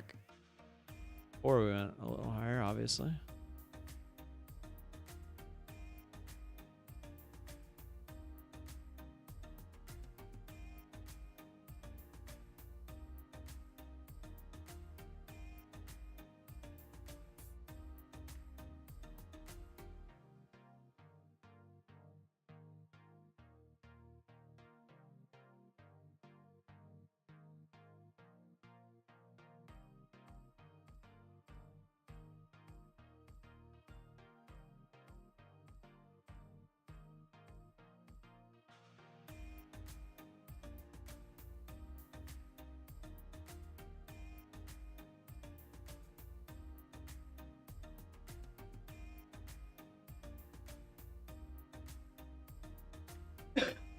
Flem.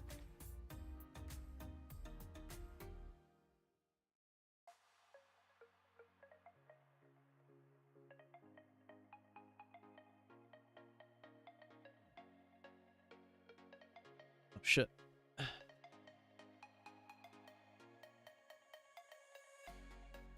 Double shit.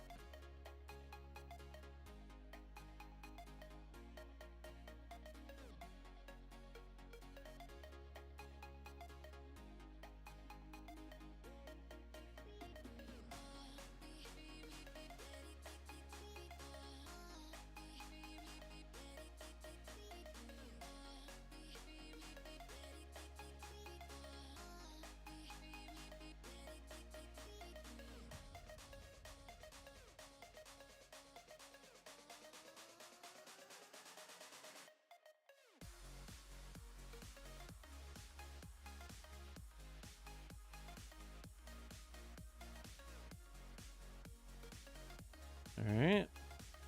Was not expecting this kind of move.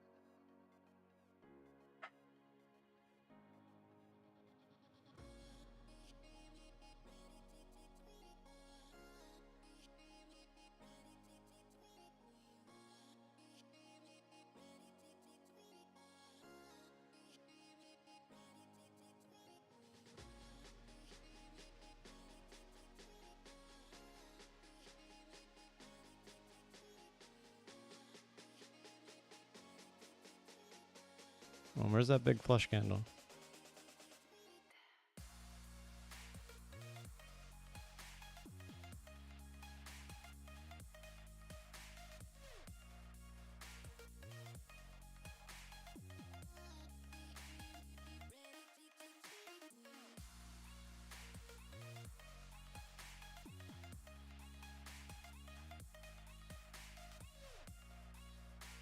No!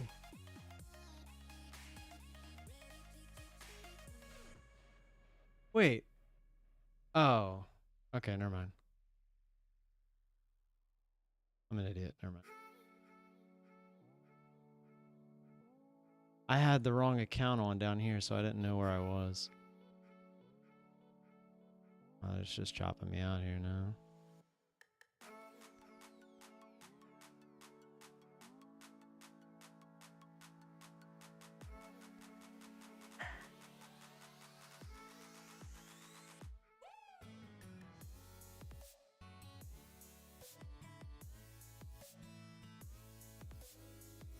Oh, what a move.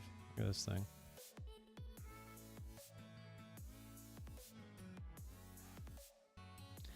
This is sucky. Where are we at on this? And we're actually down quite a bit here.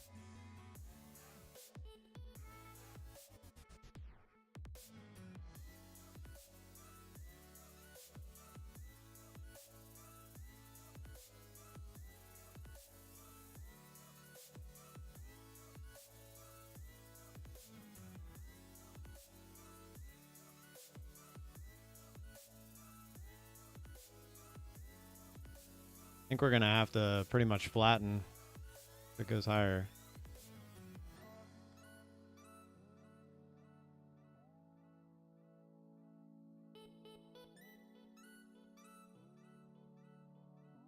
We can't get any kind of a pullback. It's just hanging, man.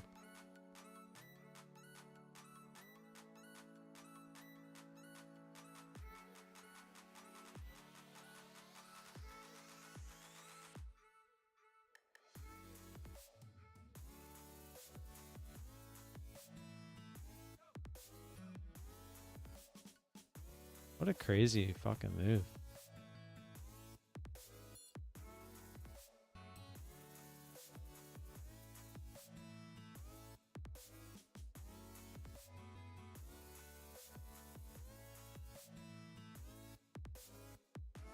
Just no fucking pullback.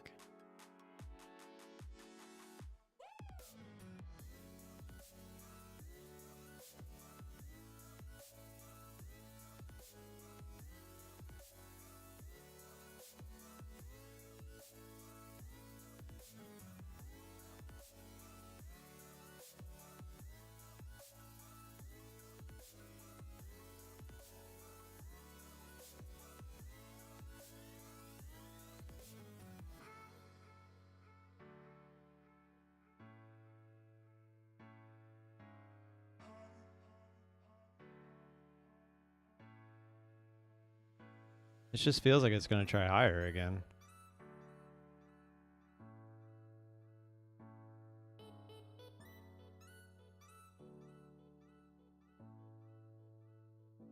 See? I called that.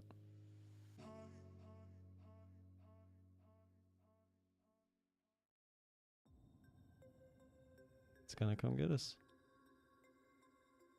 And then it's going to drop because that's what it's going to do. Shit, I'm still in 6. Fuck, man. This is way bigger of a loss than I would have wanted to take.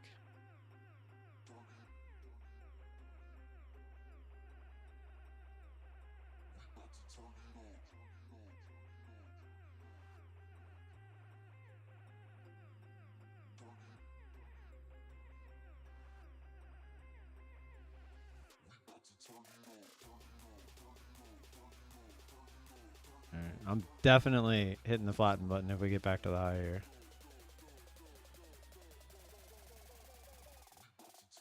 I definitely can't let it go higher than this.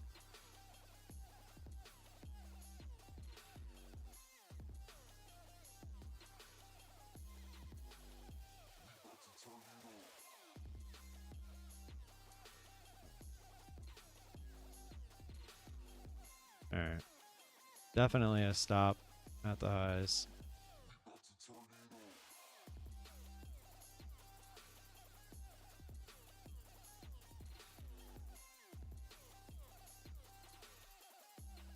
It's gonna hurt. It's a 700 is where I wanted my max loss to be. I think we're gonna be above that.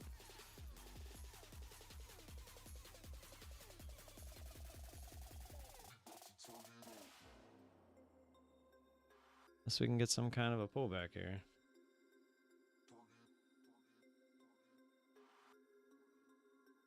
Oh, it's coming. Put it just above, just in case it did that. But no, it's still gonna come get us.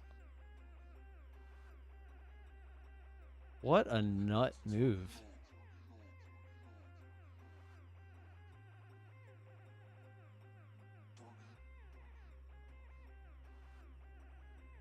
That sucks, guys. That hurts.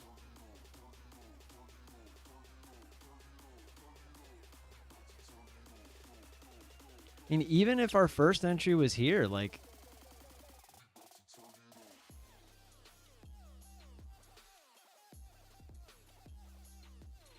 Even if our first entry was here, like, we didn't really get a pullback.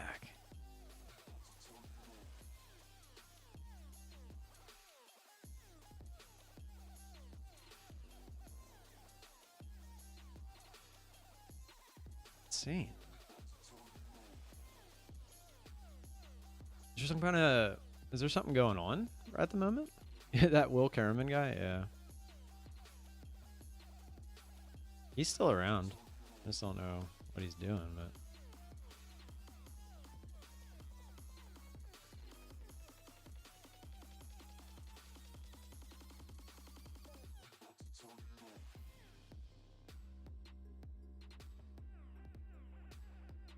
Man, that's brutal. Tried to manage it the best I could, but I was just waiting for the pullback and just got smacked. I definitely didn't want to lose that much, but I mean, that's a fucking crazy move.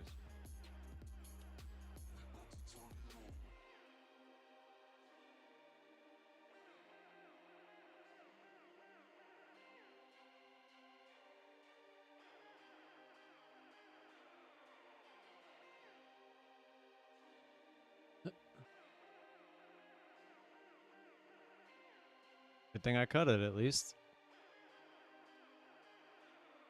I thought about taking it all off at that break-even point, to be completely honest, because it felt like it wanted to go higher, and sure enough, it did. I don't know what's driving this, that's for sure. Coming up to that key area on the daily, too.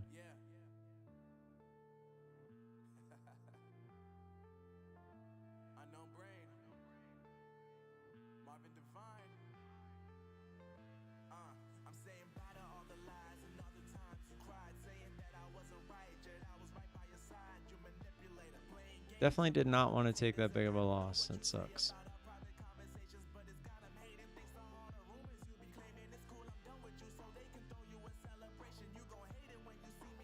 Your Ross videos way back seem very level-headed. Somehow I got his email service and was pumping no PS.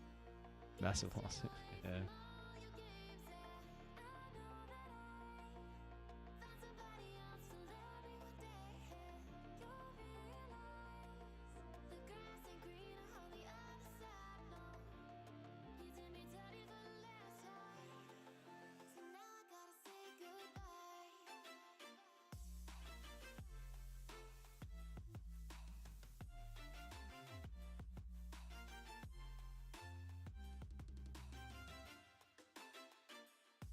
No.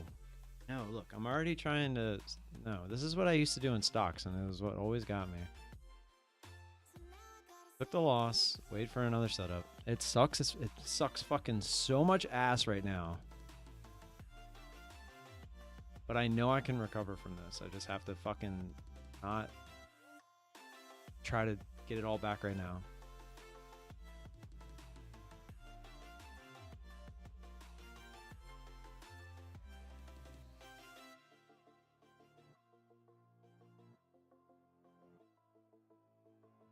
Even though it's like you probably know something like this is happening. No, I'm still in the accounts. Just a much bigger setback than I wanted. $300 was what I had in mind for these. 900? No. 700 was supposed to be a max loss. I probably should have put that in. It would have saved me a couple $100.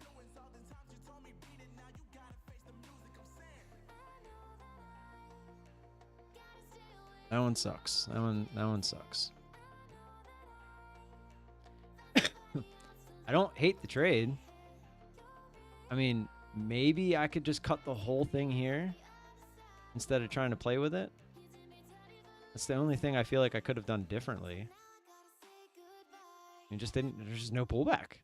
It literally just like stopped and started grinding up. It's not typical. I'm not DT. I almost did, but then I talked myself out of it. It's just frustrating. It's just frustrating to deal with that.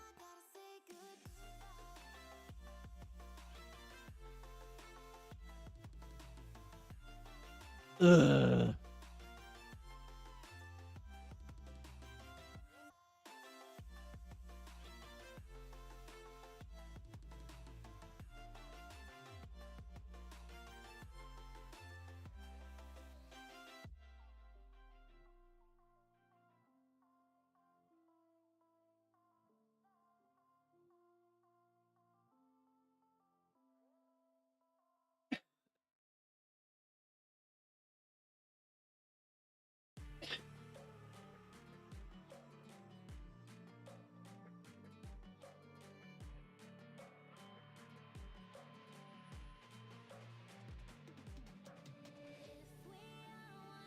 Just really want this phlegm to go away. Mike, yeah, you can. You can right click on the accounts in the trader dashboard on Rhythmic. And you can, the very top one, it says like edit risk parameters.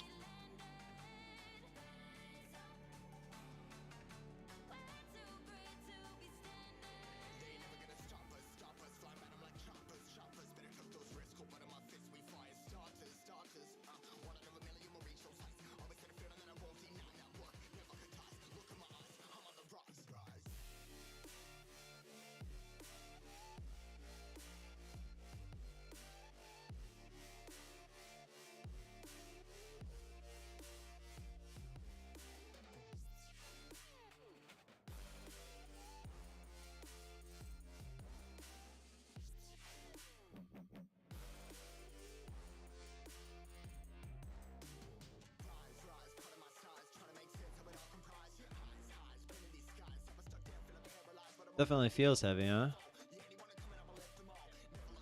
Or at least like we might actually have a top.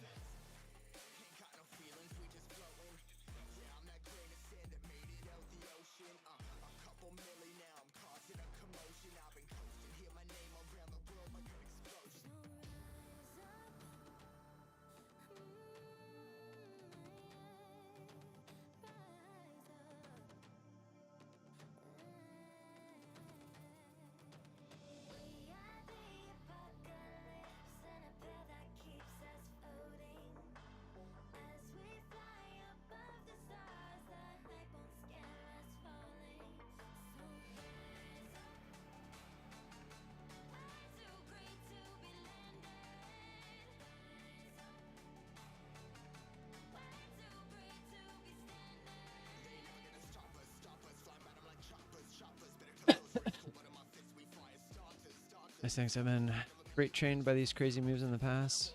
Yeah.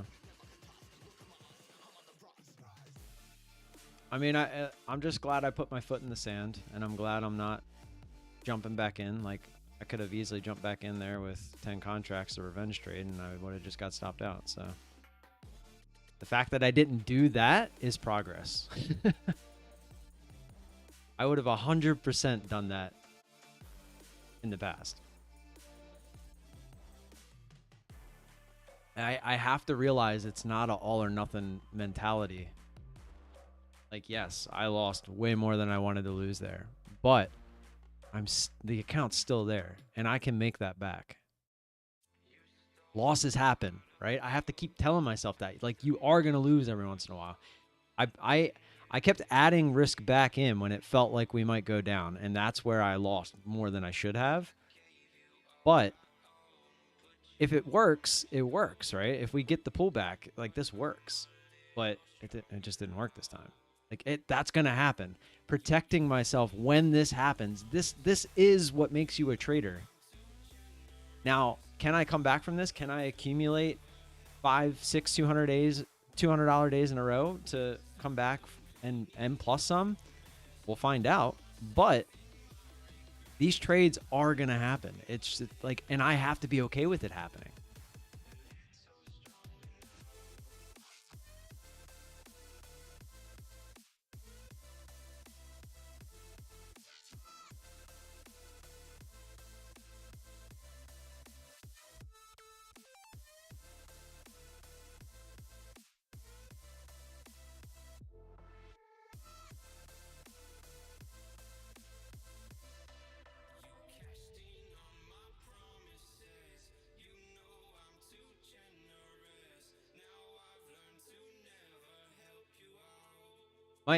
The only thing I feel like I could have done different is when I added back in, pretty sure it was on these two ads. It came down like right to my break even, and I probably could have took those shares off, which then would have made the loss a little bit less. But the whole reason I added those shares was looking for the actual pullback.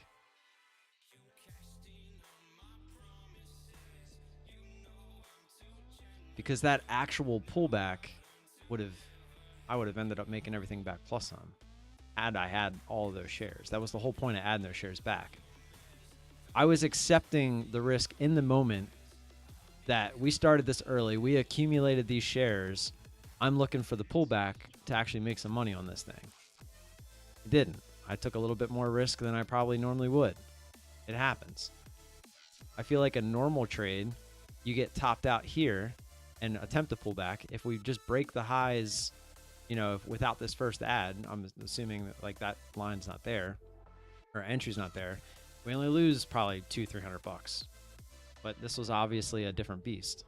The stars aligned for me to lose as much as I did, but at least I didn't go crazy with it. That's all. I mean, I see major progress in this losing trade, for whatever that means.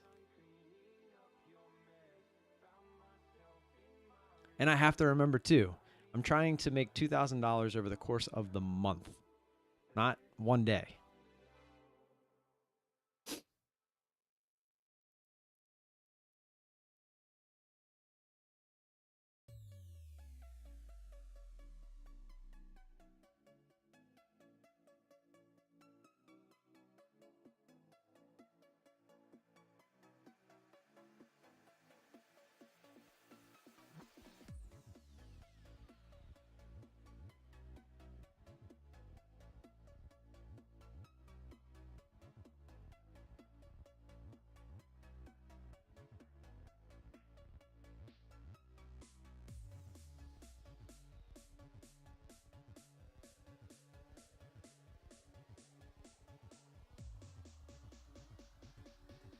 blah.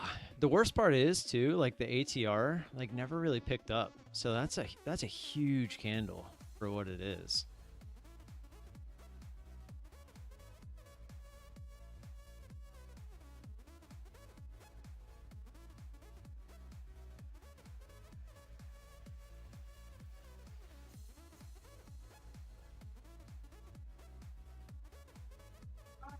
Steve, I hope you weren't talking like for like the last hour. I had you muted.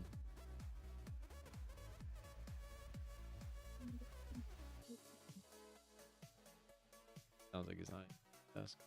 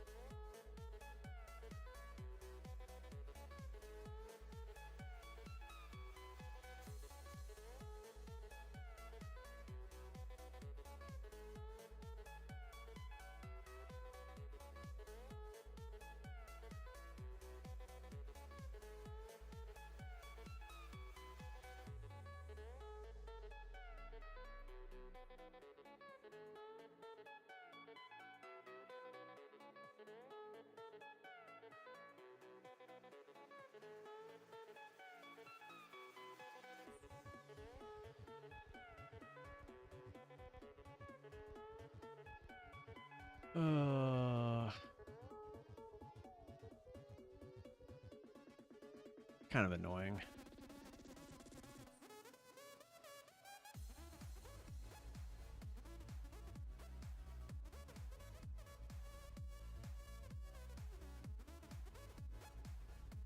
Thanks, Sue.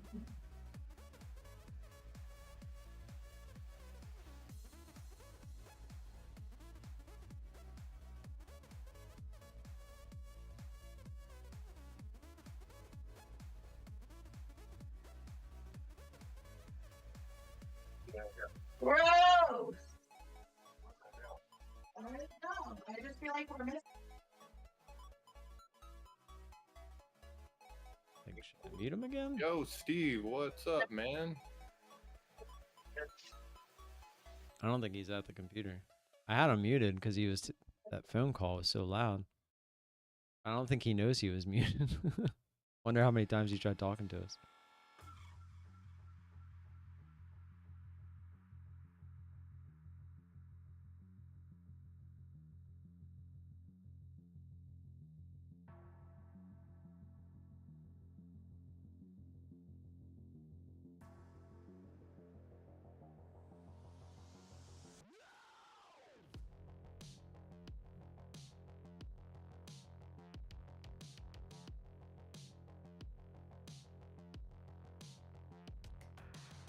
I don't think it's worth. Doesn't look better. Yeah. Okay, so get that. That's fine. Yeah, that's fine. No, there's nothing wrong with that. What's wrong with that? It's gonna be delicious. It's even better. It has meat in it. I didn't even think we have you get that. Okay, perfect. Okay, bye.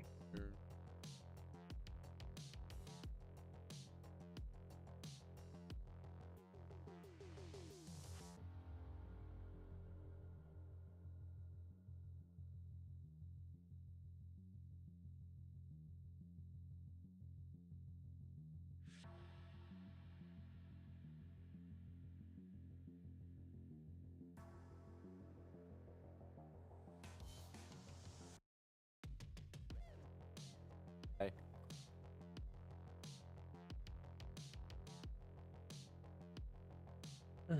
I know, it's like, look, we haven't even got down anywhere near like where we put on a bunch of size, and now the bottom bands are up there.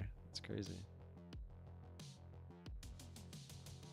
This is kind of what I'm talking about though, like zooming out. You got to be a little like now I'd be a little hesitant to go long because now you're possibly part of the pullback the other way.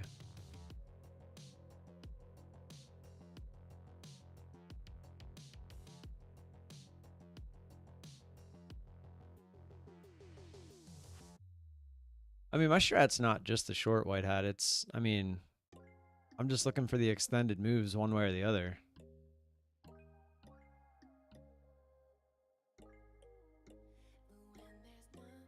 I don't hate this trade. I really don't. It just didn't work. I mean, there was no pullback in here. That was a really strong move to have like no pullback.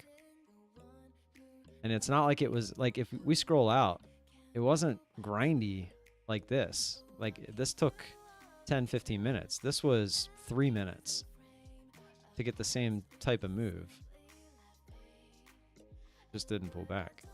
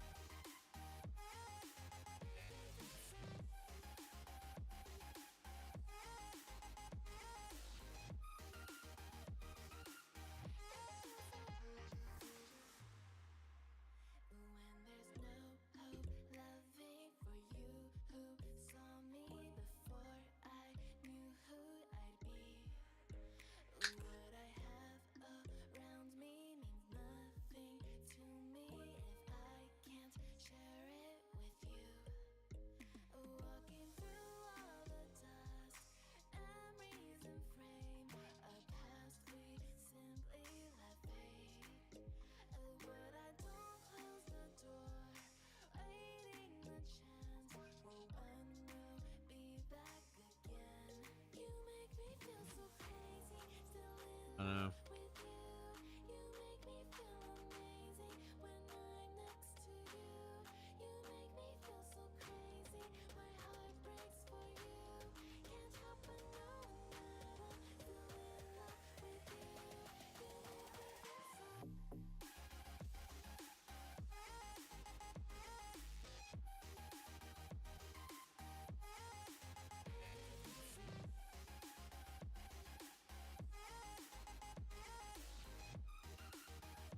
It's not that I'm looking for it to dump.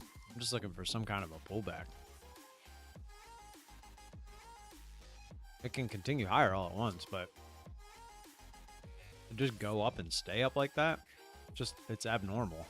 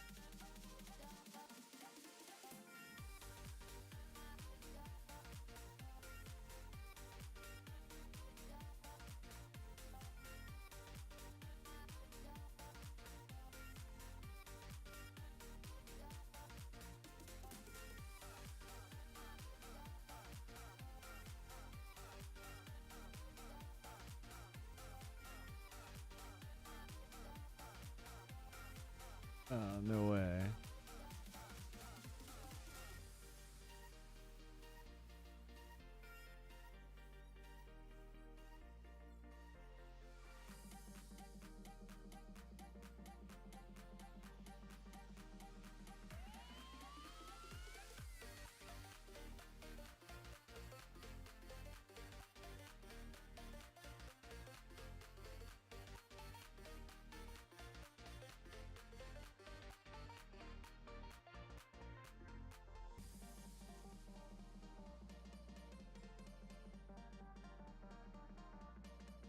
Could have got greedy.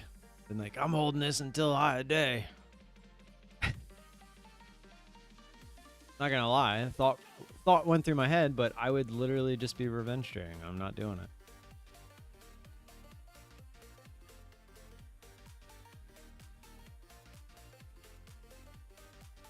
Because I would never trade that way if I wasn't red.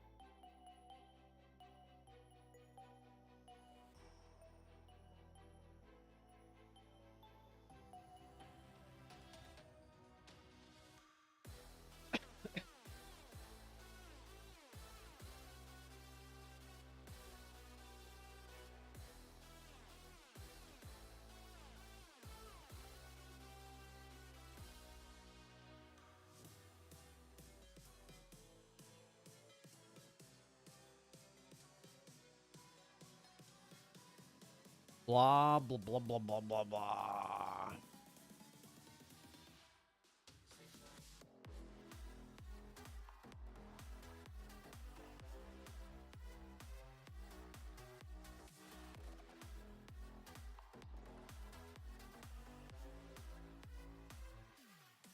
I think it's going 453. Yeah, it got the what? 450, 448.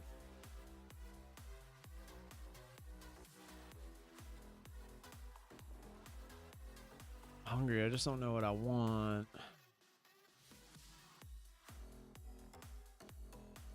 Not sure I want eggs again. Although eggs are always good.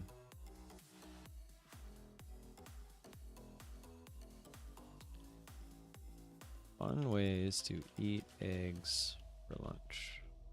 See if there's something interesting that pops up. Bread. Nope, don't want bread. Don't fry eggs anymore. I just do this.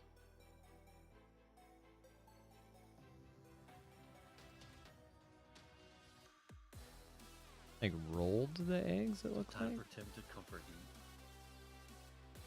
That's it. The sugar? This looks like way too much work. I mean, I guess not really. Oh, it's just egg yolk only. Oh. They just put 2 sticks of butter in there? Are you kidding me? What?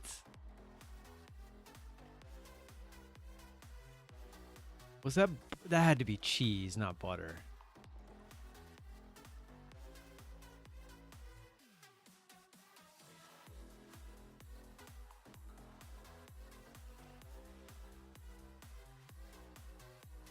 Yeah, that's got to be cheese. What are you looking at? I was watching a YouTube video.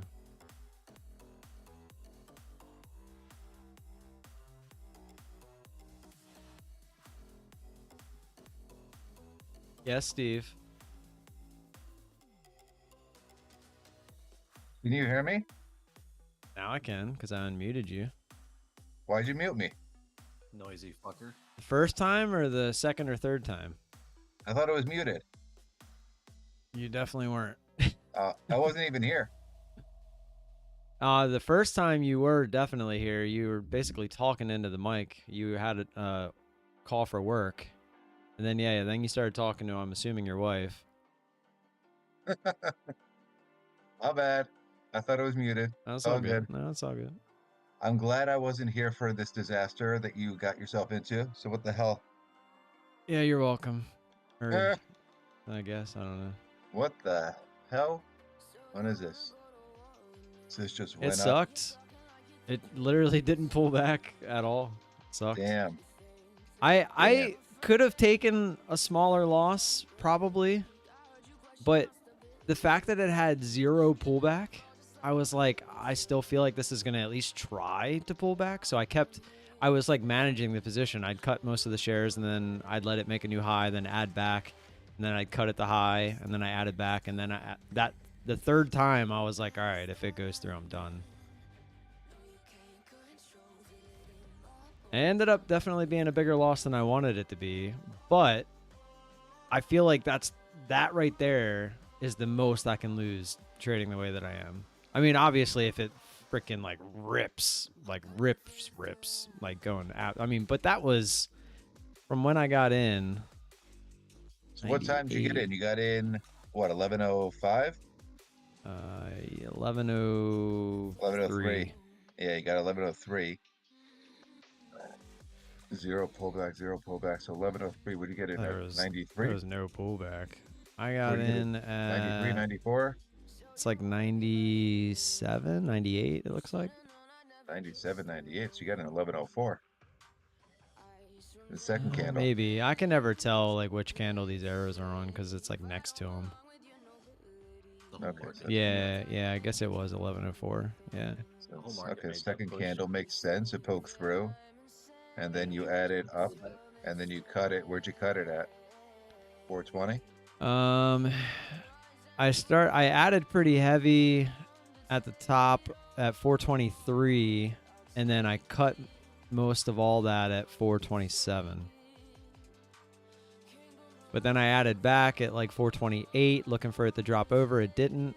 And then I cut all those shares at 434, added those shares back at 434, and then it went up and I cut all of it at 440. The sucky part about this is the drawdown aspect of it. Because we all know that by 2:30 this afternoon, it's going to be back under 400. Yeah, maybe. That's the sucky aspect of it. I think we're too close to that 475 area again, which is that big daily area, to not go try it. I'd be surprised if we don't at this point. I don't know what news came out in the market, so I don't really know what's going on. I don't really understand how the market is still doing this. It's pretty insane. Like just looking at the daily, like for it to make a move up like it did and just stay here, you just don't see that often. I don't know why it made its move. The only news was there was the Russian inflation numbers came out, which don't make too much of a difference. And then there was some of that banking, China bank news. You know, their hack. Yeah. And they said it might possible influence treasuries with U.S. Who knows? That shouldn't make that much of a move. But I don't know. All right, so I'm gonna lock market's this. waiting for all the news next week. I got to go do some Amazon returns and some banking, so I'm actually going to log out of the rooms. This way, you don't have that issue anymore. Gotcha. And you can actually hit the when you're not talking, like to be safe, you just hit the mute button down there. I thought I did. You could also hit the mute button on his headset. Not my headset. This is my computer. Oh, you're using a mic on the computer. This was the computer. I literally I ran to the grocery store. The computer was just sitting here. That's probably why we heard your wife. So your wife, yeah, she was probably talking to somebody on the phone or something. Possibly. All right. Kinda I'll be funny. back. Hey, man. Sorry for my random pop-ins. You're good. Distracting myself till I have to go to work.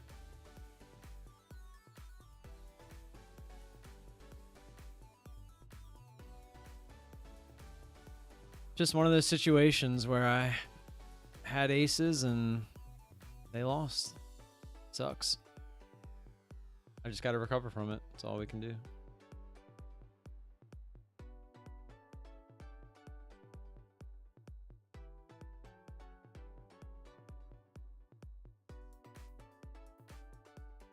I've had days like that. It happens.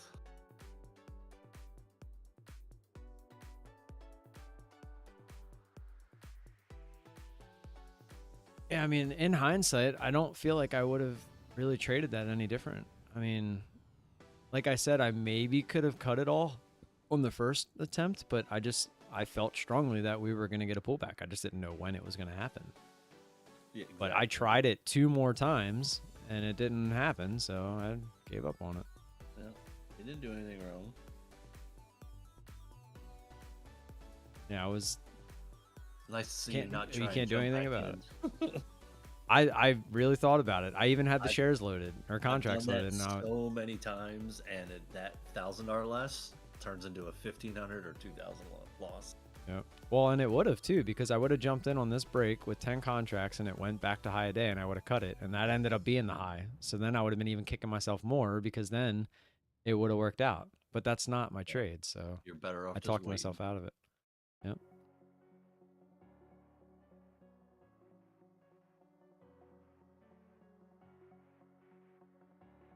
Yeah, the market's not making sense at all this week, especially today. It's very confusing.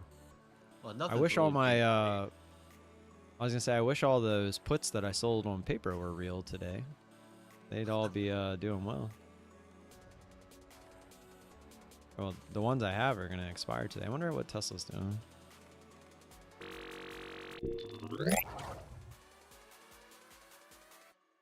And Tesla's coming back up too. That was the only one that was getting worrisome because it had that big down day yesterday.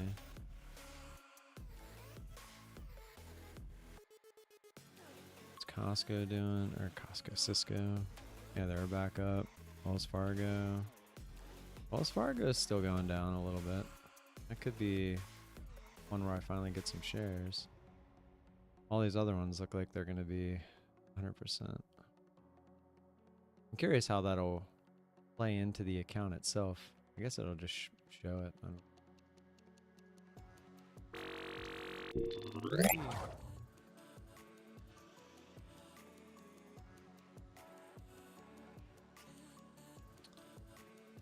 A flag? I mean,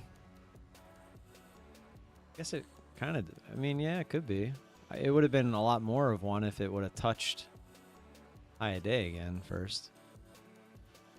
Like it's just gonna go straight back up to it anyway.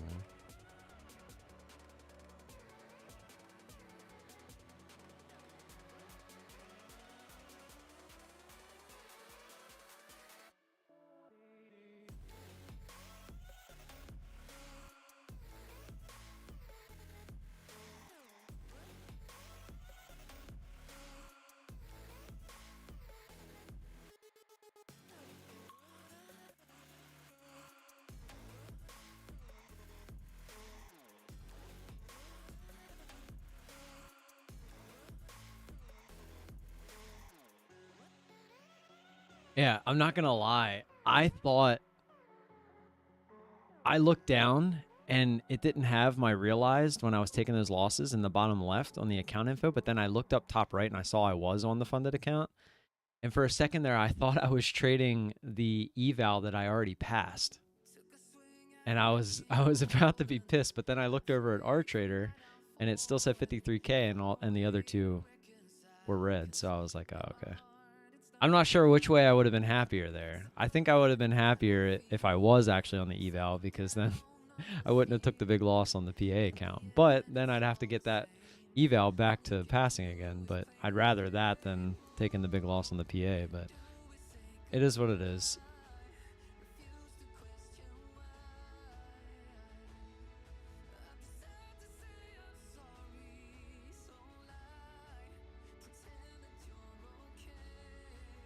And it's funny too. I don't consider this a bad trade. I really don't. I mean, I waited for the break of that line. I did everything I was supposed to do. We just did not get a pullback.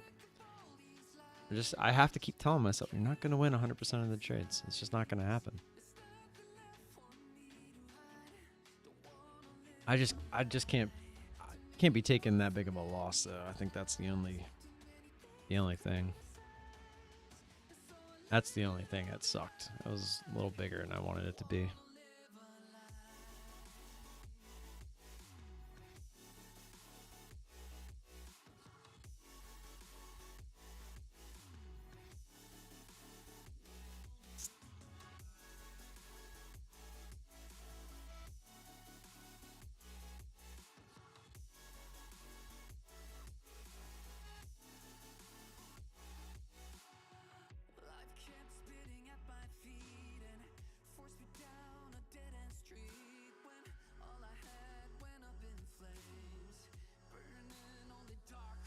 Yeah, I just checked. That last ad and cut cost me an extra $312. So 600. That was an extra $300 I lost. That's what I'm saying. Like that is what I can't have happen.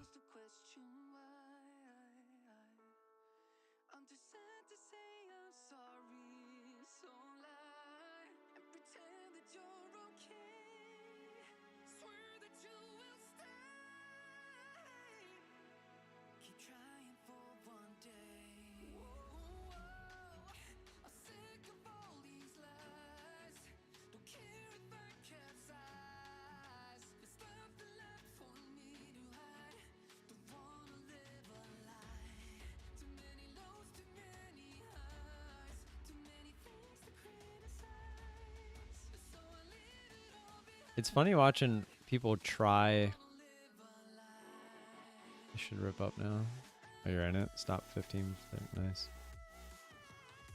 I can draw a line here. I'd be interested in a trade here. Just gotta find. Gotta extend away from it. I think it might have been a liquidity grab.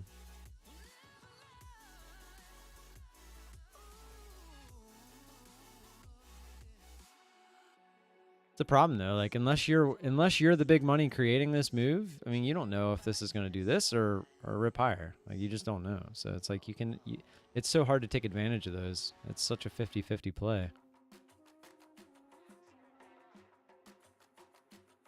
But if you're the big money and you know you're going to push this down, you're just grabbing the liquidity.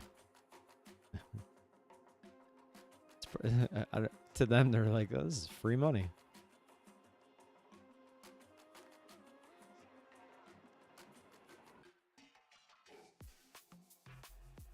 Do you have rice and eggs at home? Interesting. Rice. I never thought about rice. But they do. It's like, oh, they're frying the rice.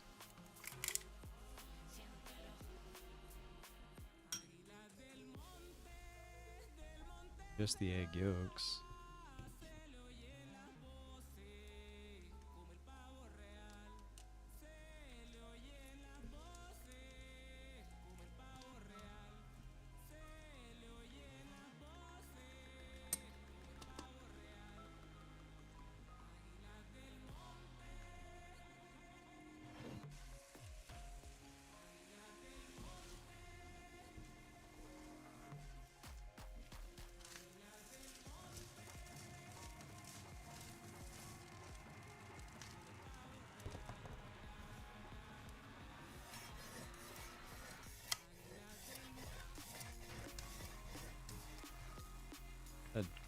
Garlic? This looks like it could have been ginger, but definitely garlic.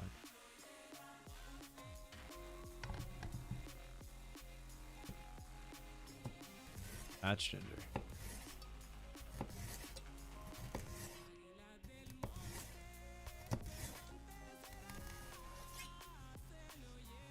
He is not putting all this garlic and ginger in this. That is way too much ginger. Oh wait, he's frying it?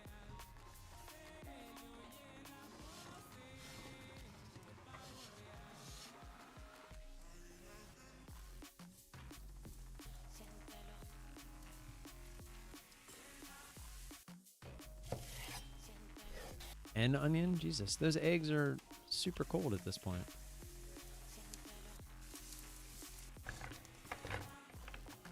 Green? What is going on here? He's making like a full-on meal? Bell pepper. Maybe that first dish was the end because it does say 2 recipes. So I wonder if this is just the second recipe. He's got this like fajitas.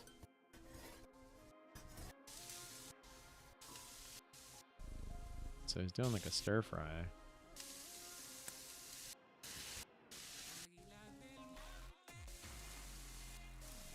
But is he gonna put the that rice egg mix? That's so cold at that point.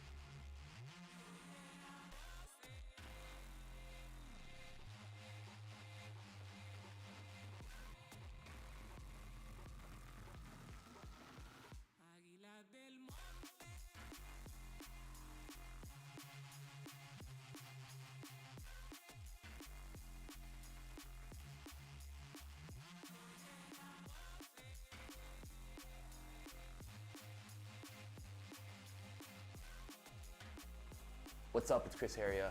Eggs. Eggs.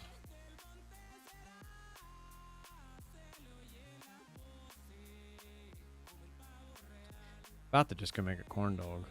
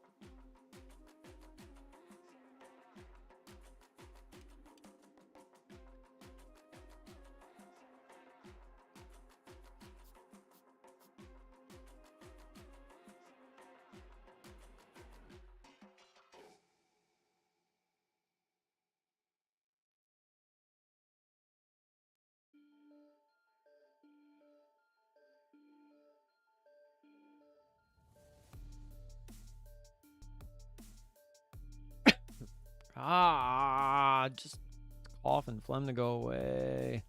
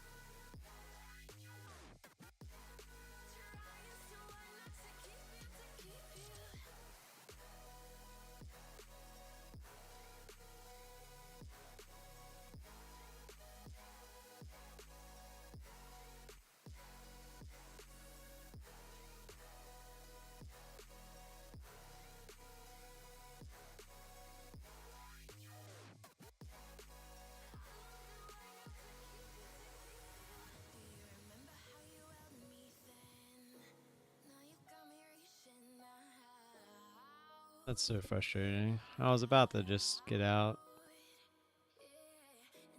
Now we're gonna probably go back to the highs.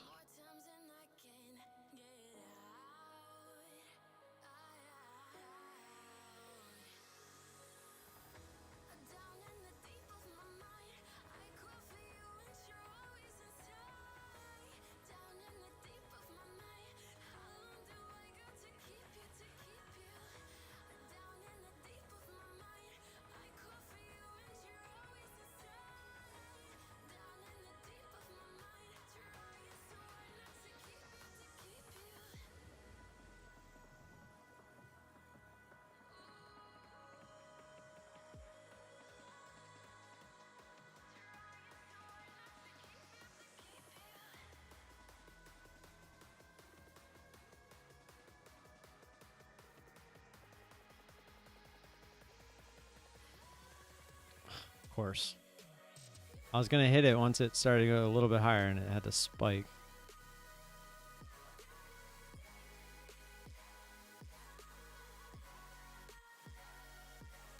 Now I want to see what it does here. Fuck it.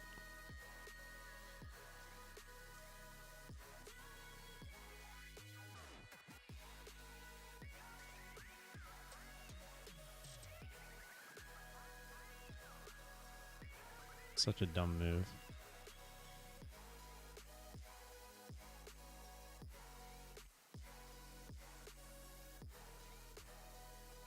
I shouldn't even be in this right now. This was my emotions getting to me from earlier.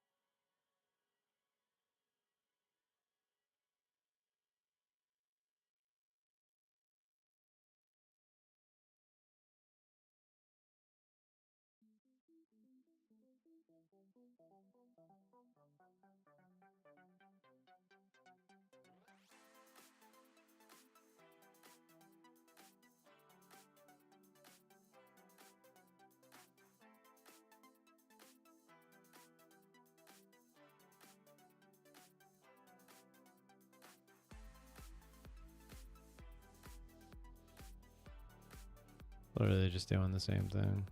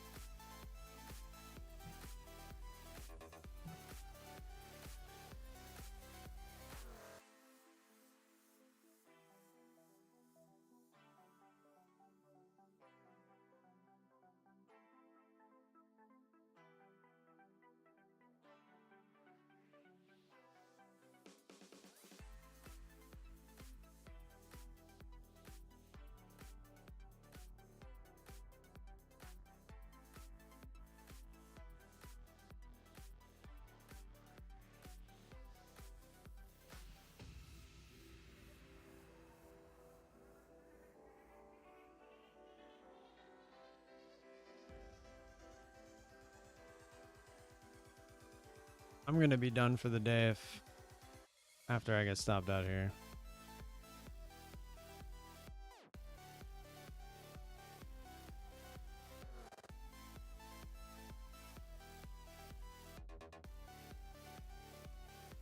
All right. What? Why is it? Oh.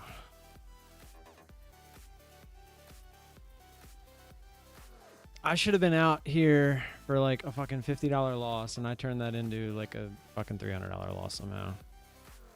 I need to walk away.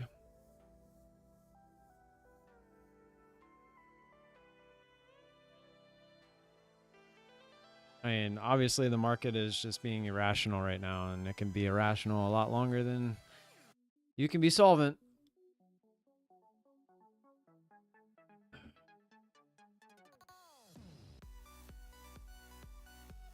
Again, I don't hate this trade. I don't understand why I didn't cut here. I was literally about to, and then I didn't, and then why am I adding twice after the fact? That makes zero fucking sense. I should have just been like, oh crap, and then take the extra little bit lost there, which would have been like $70, $80. But no, I somehow turned that into, doesn't even say. I don't know where I was, but it was more than it should have been.